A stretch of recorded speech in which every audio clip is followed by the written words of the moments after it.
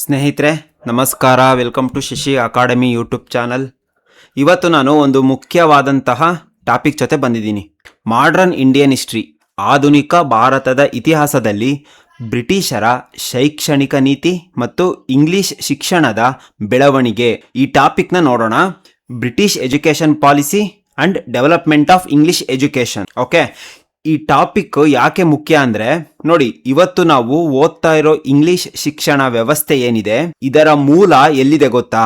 ಇದರ ಮೂಲ ಹುಡುಕ್ತಾ ಹೋದ್ರೆ ನಾವು ಹೋಗೋದು ಬ್ರಿಟಿಷರ ಕಾಲಕ್ಕೆ. ಓಕೆ, ಈ ಬ್ರಿಟಿಷರು ಭಾರತದಲ್ಲಿ ಇಂಗ್ಲಿಷ್ ಶಿಕ್ಷಣವನ್ನ ಯಾಕೆ ಇಂಟ್ರೊಡ್ಯೂಸ್ ಮಾಡಿದ್ರು? ಯಾವೆಲ್ಲ ಆಯೋಗಗಳು ಇಂಗ್ಲಿಷ್ ಶಿಕ್ಷಣವನ್ನ ಶಿಫಾರಸು ಮಾಡ್ತು?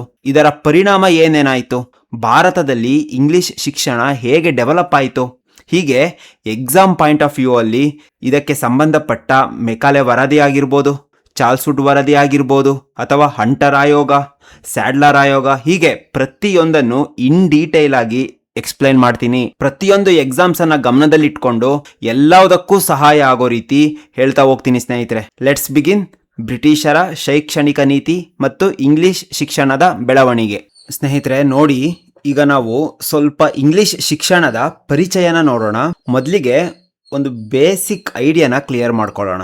ಇಂಗ್ಲಿಷ್ ಭಾಷೆ ಅನ್ನೋದು ಇವತ್ತಿನ ಜಗತ್ತಿನಲ್ಲಿ ಒಂದು ಲಿಂಕ್ ಲ್ಯಾಂಗ್ವೇಜ್ ಆಗಿದೆ. ಅಂದ್ರೆ ಬೇರೆ ಬೇರೆ ದೇಶದ ಜನರು ಕಮ್ಯುನಿಕೇಟ್ ಮಾಡೋಕೆ ಯೂಸ್ ಮಾಡೋ ಭಾಷೆನೇ ಇಂಗ್ಲಿಷ್. ಬ್ರಿಟಿಷರು ಸ್ಟ್ರಾಂಗ್ ಆಗಿ ಡೆವಲಪ್ ಆಗೋದಕ್ಕೆ ಇಂಗ್ಲಿಷ್ ಭಾಷೆನೂ ಕೂಡ ಒಂದು ಕಾರಣ. ಈಗ ನಮ್ಗೆಲ್ಲ ಪ್ರಶ್ನೆ ಬರೋದು, ಭಾರತಕ್ಕೆ ಇಂಗ್ಲಿಷ್ ಭಾಷೆ ಹೇಗ್ ಬಂತು ಅಂತ, ಹೌದಲ್ವಾ? ನೋಡಿ, ಬ್ರಿಟಿಷರು ಭಾರತಕ್ಕೆ ಬಂದ್ಮೇಲೆ ಇಲ್ಲಿ ಇಂಗ್ಲಿಷ್ ಶಿಕ್ಷಣ ಇಂಟ್ರೊಡ್ಯೂಸ್ ಮಾಡಿದ್ರು. ಇದರಿಂದ ಸ್ಲೋಲಿ ಒಂದು ಹೊಸ ಎಜುಕೇಶನ್ ಸಿಸ್ಟಮ್ ಶುರು ಆಯಿತು. ಇದನ್ನೇ ನಾವು ಮಾಡರ್ನ್ ಎಜುಕೇಶನ್ ಸಿಸ್ಟಮ್ ಅಂತ ಕರಿತೀವಿ. ಓಕೆ, ಇದಕ್ಕಿಂತ ಮೊದಲು ನಮ್ಮ ದೇಶದಲ್ಲಿ ಎಜುಕೇಶನ್ ವ್ಯವಸ್ಥೆ ಹೇಗಿತ್ತು ಗೊತ್ತಾ? ಹೇಗಿತ್ತು ಅಂದ್ರೆ, ಹಿಂದೂಗಳಿಗೆ ಗುರುಕುಲ ಇತ್ತು, ಪಾಠಶಾಲೆ ಇತ್ತು. ಹಾಗೇನೆ ಮುಸ್ಲಿಮ್ರಿಗೆ ಮದರಸ ಇತ್ತು. ಆದ್ರೆ ಈ ಗುರುಕುಲ ಮತ್ತು ಮದರಸಾದಲ್ಲಿ ಕೇವಲ ಧಾರ್ಮಿಕ ಶಿಕ್ಷಣ ಮಾತ್ರ ಕಲಿಸ್ತಿದ್ರು. ಓಕೆ, ಹಾಗೇನೆ ಆ ಕಾಲದಲ್ಲಿ ವಿಜ್ಞಾನ ಇರ್ಲಿಲ್ಲ, ತಂತ್ರಜ್ಞಾನ ಇರ್ಲಿಲ್ಲ, ಹಾಗೇನೆ ವೈದ್ಯಕೀಯ ನಾಲೆಡ್ಜ್ ಕಡಿಮೆ ಇತ್ತು. ಅಂದ್ರೆ ಪ್ರಾಕ್ಟಿಕಲ್ ನಾಲೆಡ್ಜ್ ಆಲ್ಮೋಸ್ಟ್ ಇರ್ಲಿಲ್ಲ ಅಂತ. ಹಾಗೇನೆ ಮತ್ತೊಂದು ಸೀರಿಯಸ್ ಇಶ್ಯೂ ಏನಿತ್ತು ಅಂದ್ರೆ, ಮಹಿಳೆಯರಿಗೆ ಎಜುಕೇಶನ್ ಚಾನ್ಸ್ ತುಂಬಾ ಕಡಿಮೆ ಇತ್ತು. ಬ್ಯಾಕ್ವರ್ಡ್ ಕ್ಲಾಸಸ್ಗಂತೂ ಆಲ್ಮೋಸ್ಟ್ ಅವಕಾಶನೇ ಇರ್ಲಿಲ್ಲ ಶಿಕ್ಷಣ ಪಡೆಯೋದಕ್ಕೆ. ಹಾಗಾಗಿ ಬ್ರಿಟಿಷರು ತಂದಂತಹ ಈ ಇಂಗ್ಲಿಷ್ ಶಿಕ್ಷಣ ಸೊಸೈಟಿಗೆ ಒಂದು ನ್ಯೂ ಡೈರೆಕ್ಷನ್ ಕೊಡ್ತು. ಅದಕ್ಕೆ ನಾವು ಈ ಹಂತವನ್ನ ಮಾಡರ್ನ್ ಎಜುಕೇಶನ್ ನ ಸ್ಟಾರ್ಟಿಂಗ್ ಪಾಯಿಂಟ್ ಅಂತ ಹೇಳ್ತೀವಿ. ಓಕೆ, ಆದ್ರೆ ಈಗ ನಿಮ್ಗೆಲ್ಲ ಒಂದು ಡೌಟ್ ಬರಬೇಕು. ಏನ್ ಡೌಟ್ ಅಂದ್ರೆ, ಬ್ರಿಟಿಷರು ನಮ್ಗೆ ಹೆಲ್ಪ್ ಮಾಡೋಕೆ ಅಂತಾನೆ ಈ ಇಂಗ್ಲಿಷ್ ಎಜುಕೇಶನ್ ಸಿಸ್ಟಮ್ ನ ತಂದ್ರ, ಅಥವಾ ತಮ್ಮ ಕೆಲ್ಸಕ್ಕೆ ಬೇಕಾದ ಜನರನ್ನ ತಯಾರು ಮಾಡೋಕೆ ತಂದ್ರ? ಅಂದ್ರೆ ತಮ್ಮ ಸ್ವಾರ್ಥಕ್ಕೋಸ್ಕರ ಇಂಗ್ಲಿಷ್ ಎಜುಕೇಶನ್ ತಂದ್ರ ಅಂತ, ಹೌದಲ್ವಾ? ಬನ್ನಿ ಮುಂದಿನ ಸ್ಲೈಡ್ ಅಲ್ಲಿ ಅದನ್ನ ಕ್ಲಿಯರ್ ಮಾಡ್ಕೊಳ್ಳೋಣ. ಇಂಗ್ಲಿಷ್ ಶಿಕ್ಷಣ ಜಾರಿಗೆ ಬರಲು ಕಾರಣಗಳು. ಈಗ ಮೇನ್ ಪಾಯಿಂಟ್ಗೆ ಬಂದ್ವಿ. ಈ ಬ್ರಿಟಿಷರು ಯಾಕೆ ಇಂಗ್ಲಿಷ್ ಎಜುಕೇಷನ್ ಅನ್ನ ಇಂಟ್ರೊಡ್ಯೂಸ್ ಮಾಡಿದ್ರು? ತುಂಬ ಇಂಪಾರ್ಟೆಂಟ್ ಕ್ವಶನ್ ಇದು. ನಮಗೆ ಈ ರೀಸನ್ ಗೊತ್ತಾದರೆ ಅರ್ಧ ಚಾಪ್ಟರ್ ಕ್ಲಿಯರ್ ಆಗೋಗುತ್ತೆ. ಒನ್ ಬೈ ಒನ್ ಕಾರಣಗಳನ್ನು ನೋಡ್ತಾ ಹೋಗೋಣ. ಮೊದಲನೆಯ ಕಾರಣ ಆಡಳಿತ ನಿರ್ವಹಣೆ. ಸ್ನೇಹಿತರೆ ನೋಡಿ, ಈ ಬ್ರಿಟಿಷರು ಭಾರತವನ್ನ ಆಡಳಿತ ಮಾಡ್ತಿದ್ರು, ಹೌದಲ್ವಾ? ಆಗ ಈ ಬ್ರಿಟಿಷರಿಗೆ ಕಂಪನಿಯ ಆಡಳಿತವನ್ನ ನಿರ್ವಹಣೆ ಮಾಡಲಿಕ್ಕೆ ದಕ್ಷವಾದಂತಹ ನೌಕರರ ಅಗತ್ಯ ಇತ್ತು. ಆದರೆ ನೌಕರರನ್ನ ಇಂಗ್ಲೆಂಡಿಂದ ಭಾರತಕ್ಕೆ ಕರ್ಕೊಂಡು ಬರೋದು ತುಂಬಾ ಕಷ್ಟ ಆಗ್ತಿತ್ತು. ಹಾಗೇನೆ ಖರ್ಚು ಕೂಡ ಜಾಸ್ತಿ ಆಗ್ತಿತ್ತು, ಹೌದಲ್ವಾ? ಅದಕ್ಕೆ ಬ್ರಿಟಿಷರು ಏನು ಯೋಚನೆ ಮಾಡಿದ್ರು ಅಂದ್ರೆ, ಭಾರತೀಯರಿಗೇನೆ ಕೆಲಸ ಕೊಟ್ಟು ಅವರಿಗೇನೆ ಇಂಗ್ಲಿಷ್ ಎಜುಕೇಶನ್ನ ಕೊಡ್ಸೋಣ ಅಂತ ಹೇಳಿ ಇಂಗ್ಲಿಷ್ ಟೀಚ್ ಮಾಡೋ ಶಾಲಾ ಕಾಲೇಜುಗಳನ್ನ ಓಪನ್ ಮಾಡಿದ್ರು. ಇದರಿಂದ ಭಾರತೀಯರಿಗೆ ಬ್ರಿಟಿಷರ ಆಡಳಿತದಲ್ಲಿ ಈ ಗುಮಾಸ್ತನ ಕೆಲಸ, ಸೇವಕರ ಕೆಲಸ, ಕ್ಲರ್ಕ್ ಕೆಲಸ ಸಿಗ್ತಾ ಇತ್ತು.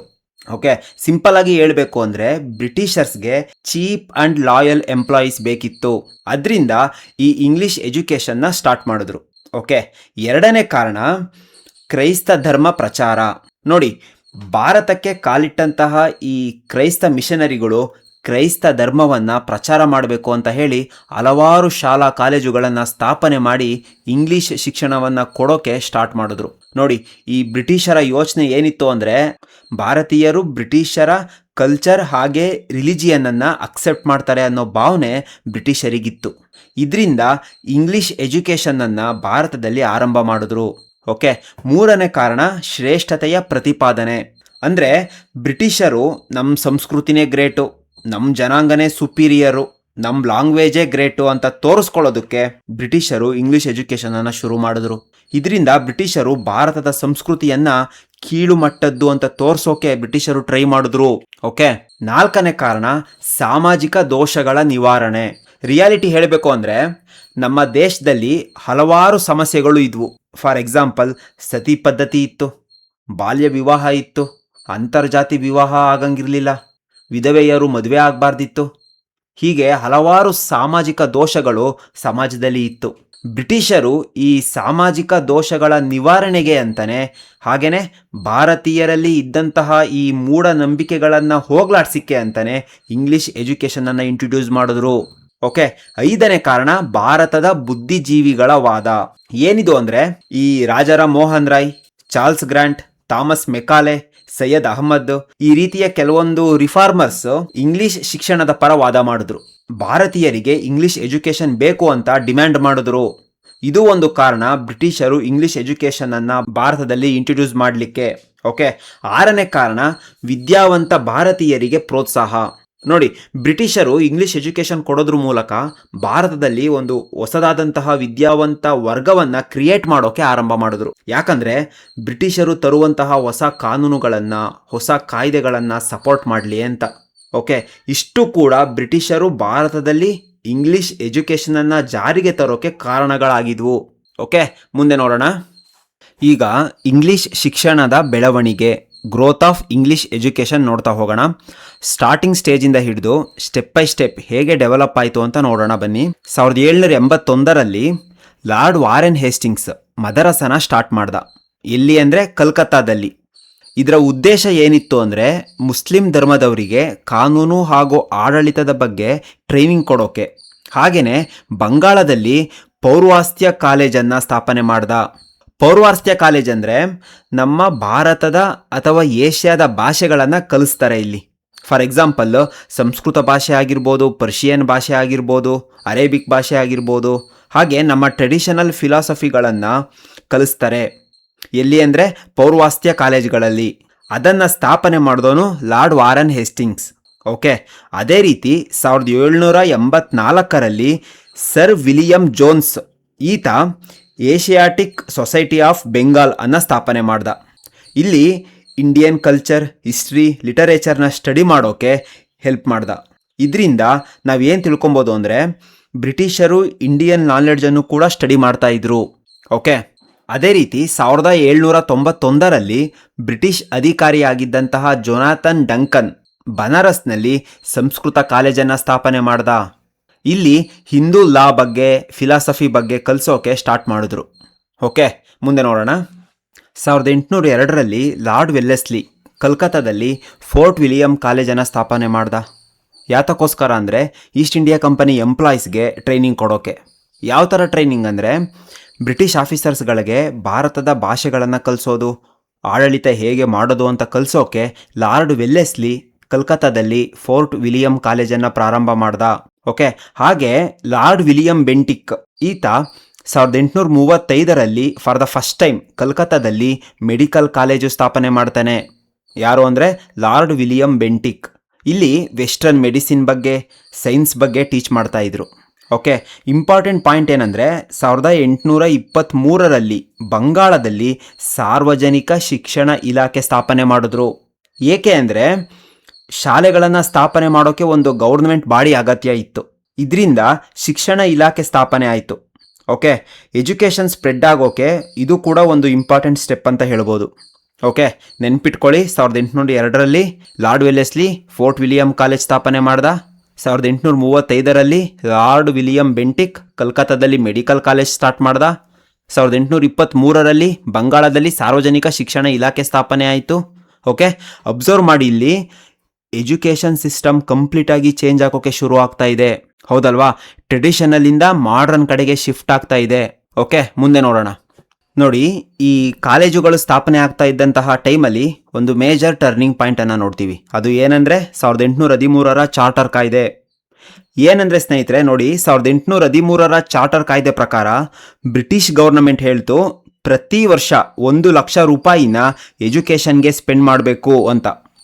ಅಂದರೆ ಭಾರತೀಯರಿಗೆ ಸಾಹಿತ್ಯ ಮತ್ತು ಜ್ಞಾನವನ್ನು ಬೋಧಿಸೋಕೆ ವಾರ್ಷಿಕವಾಗಿ 1,00,000 ರೂಪಾಯಿನ ನೀಡ್ತು. ಆದರೆ ಶಾಕಿಂಗ್ ವಿಷಯ ಏನು ಗೊತ್ತಾ, ಈ ಮೀಸಲಿಟ್ಟಿದ್ದ 1,00,000 ರೂಪಾಯಿನ 27 ವರ್ಷಗಳ ಕಾಲ ಯೂಸೇ ಮಾಡಲಿಲ್ಲ. ಯಾಕಂದರೆ ಕನ್ಫ್ಯೂಷನ್ ಇತ್ತು. ಏನು ಕನ್ಫ್ಯೂಷನ್ನು? ಈ ಹಣವನ್ನು ಯಾವ ಎಜುಕೇಷನ್ಗೆ ಯೂಸ್ ಮಾಡಬೇಕು ಅಂತ. ಅಂದರೆ ವೆಸ್ಟರ್ನ್ ಎಜುಕೇಷನ್ಗೆ ಯೂಸ್ ಮಾಡೋದಾ ಅಥವಾ ಪೌರ್ವಾತ್ಯ ಶಿಕ್ಷಣಕ್ಕೆ ಯೂಸ್ ಮಾಡೋದಾ ಅಂತ. ಓಕೆ ನೋಡಿ, ಪಾಶ್ಚಿಮಾತ್ಯ ಶಿಕ್ಷಣ ಅಂದರೆ ಇಂಗ್ಲಿಷ್ ಎಜುಕೇಷನ್, ಮಾಡರ್ನ್ ಎಜುಕೇಷನ್, ಹೌದಲ್ವಾ? ಹಾಗೆ ಪೌರ್ವಾತ್ಯ ಶಿಕ್ಷಣ ಅಂದರೆ ಸಂಸ್ಕೃತ ಅಥವಾ ಪರ್ಷಿಯನ್ ಭಾಷೆಯ ಶಿಕ್ಷಣ. ಓಕೆ, ಇವೆರಡರ ನಡುವೆ ಯಾವುದನ್ನು ಯೂಸ್ ಮಾಡೋದು ಅಂತ ಡಿಬೇಟ್ ಶುರು ಆಯಿತು. ನಾವು ಕಲಿಯುವ ವಿದ್ಯಾಭ್ಯಾಸ ಯಾವ ಭಾಷೆಯಲ್ಲಿ ಇರಬೇಕು ಅನ್ನೋದೇ ಒಂದು ದೊಡ್ಡ ಸಮಸ್ಯೆಯಾಗಿ ಪರಿಣಮಿಸ್ತು. ನೋಡಿ, ಅಬ್ಸರ್ವ್ ಮಾಡಿ, ಶಿಕ್ಷಣ ಕಲಿಯೋಕೆ ಹಣ ಇತ್ತು, ಆದರೆ ಯಾವ ಭಾಷೆಯಲ್ಲಿ ಕಲಿಬೇಕು ಅನ್ನೋ ಕ್ಲಾರಿಟಿ ಇರಲಿಲ್ಲ. ಇದರಿಂದ ಡಿಬೇಟ್ ಶುರು ಆಯಿತು. ಓಕೆ, ಮುಂದೆ ನೋಡೋಣ. ಅದಕ್ಕಿಂತ ಮುಂಚೆ ಸ್ನೇಹಿತರೆ, 4 ಚಾರ್ಟರ್ ಕಾಯ್ದೆಗಳು 1793, 1813, 1833, 1853, ಈ 4 ಚಾರ್ಟರ್ ಕಾಯ್ದೆಗಳನ್ನು ಡೀಟೇಲ್ ಆಗಿ ಎಕ್ಸ್ಪ್ಲೇನ್ ಮಾಡಿದ್ದೀನಿ.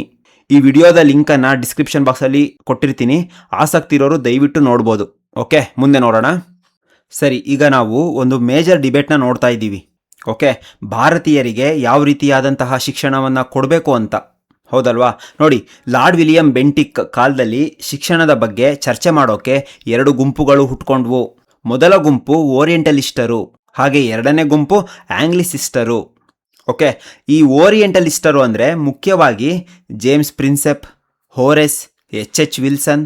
ಹಾಗೆಯೇ ಆಂಗ್ಲಿಸಿಸ್ಟರು ಯಾರು ಅಂದರೆ ಗ್ರ್ಯಾಂಟ್ ಡಫ್, ಹಾಗೆ ನಮ್ಮ ಭಾರತೀಯರಾದಂತಹ Rajaram Mohan Roy, Thomas Macaulay, Charles Grant, ಹಾಗೆ J.S. ಮಿಲ್ ಅವರು. ಇಷ್ಟು ಜನ ಆಂಗ್ಲಿಸಿಸ್ಟರ್ ಆಗಿದ್ರು.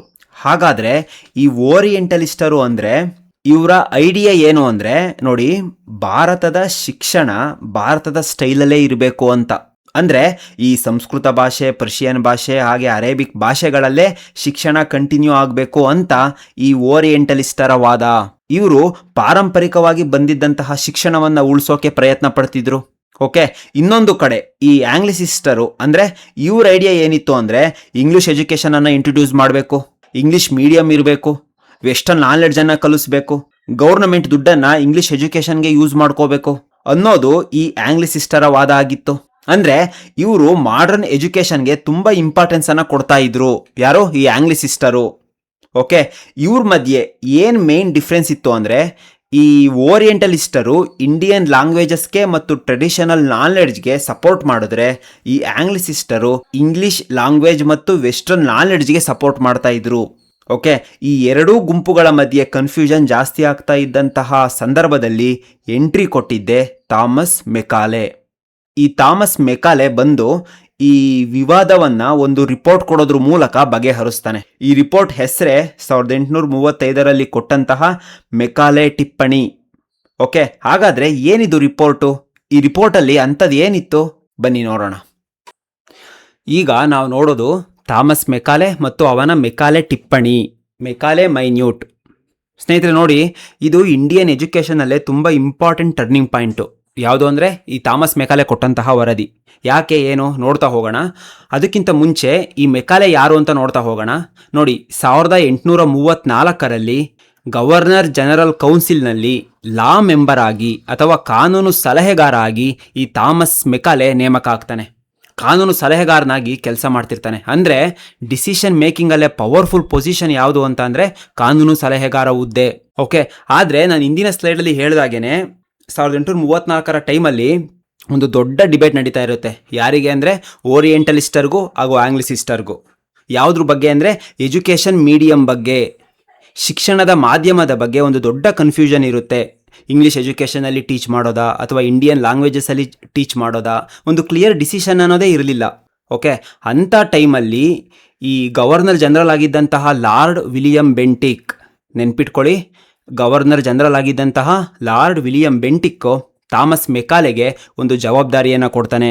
ಏನದು ಜವಾಬ್ದಾರಿ ಅಂತ ಅಂದರೆ, ಈ ಥಾಮಸ್ ಮೆಕಾಲೆಯನ್ನು ಪಬ್ಲಿಕ್ ಎಜುಕೇಷನ್ ಕಮಿಟಿಯ ಅಂತಂದರೆ ಸಾರ್ವಜನಿಕ ಶಿಕ್ಷಣ ಮಂಡಳಿಯ ಅಧ್ಯಕ್ಷನಾಗಿ ನೇಮಕ ಮಾಡಿ ಇದ್ರ ಬಗ್ಗೆ ವರದಿ ಕೊಡಪ್ಪ ಅಂತ ಹೇಳ್ತಾನೆ. ಯಾರು?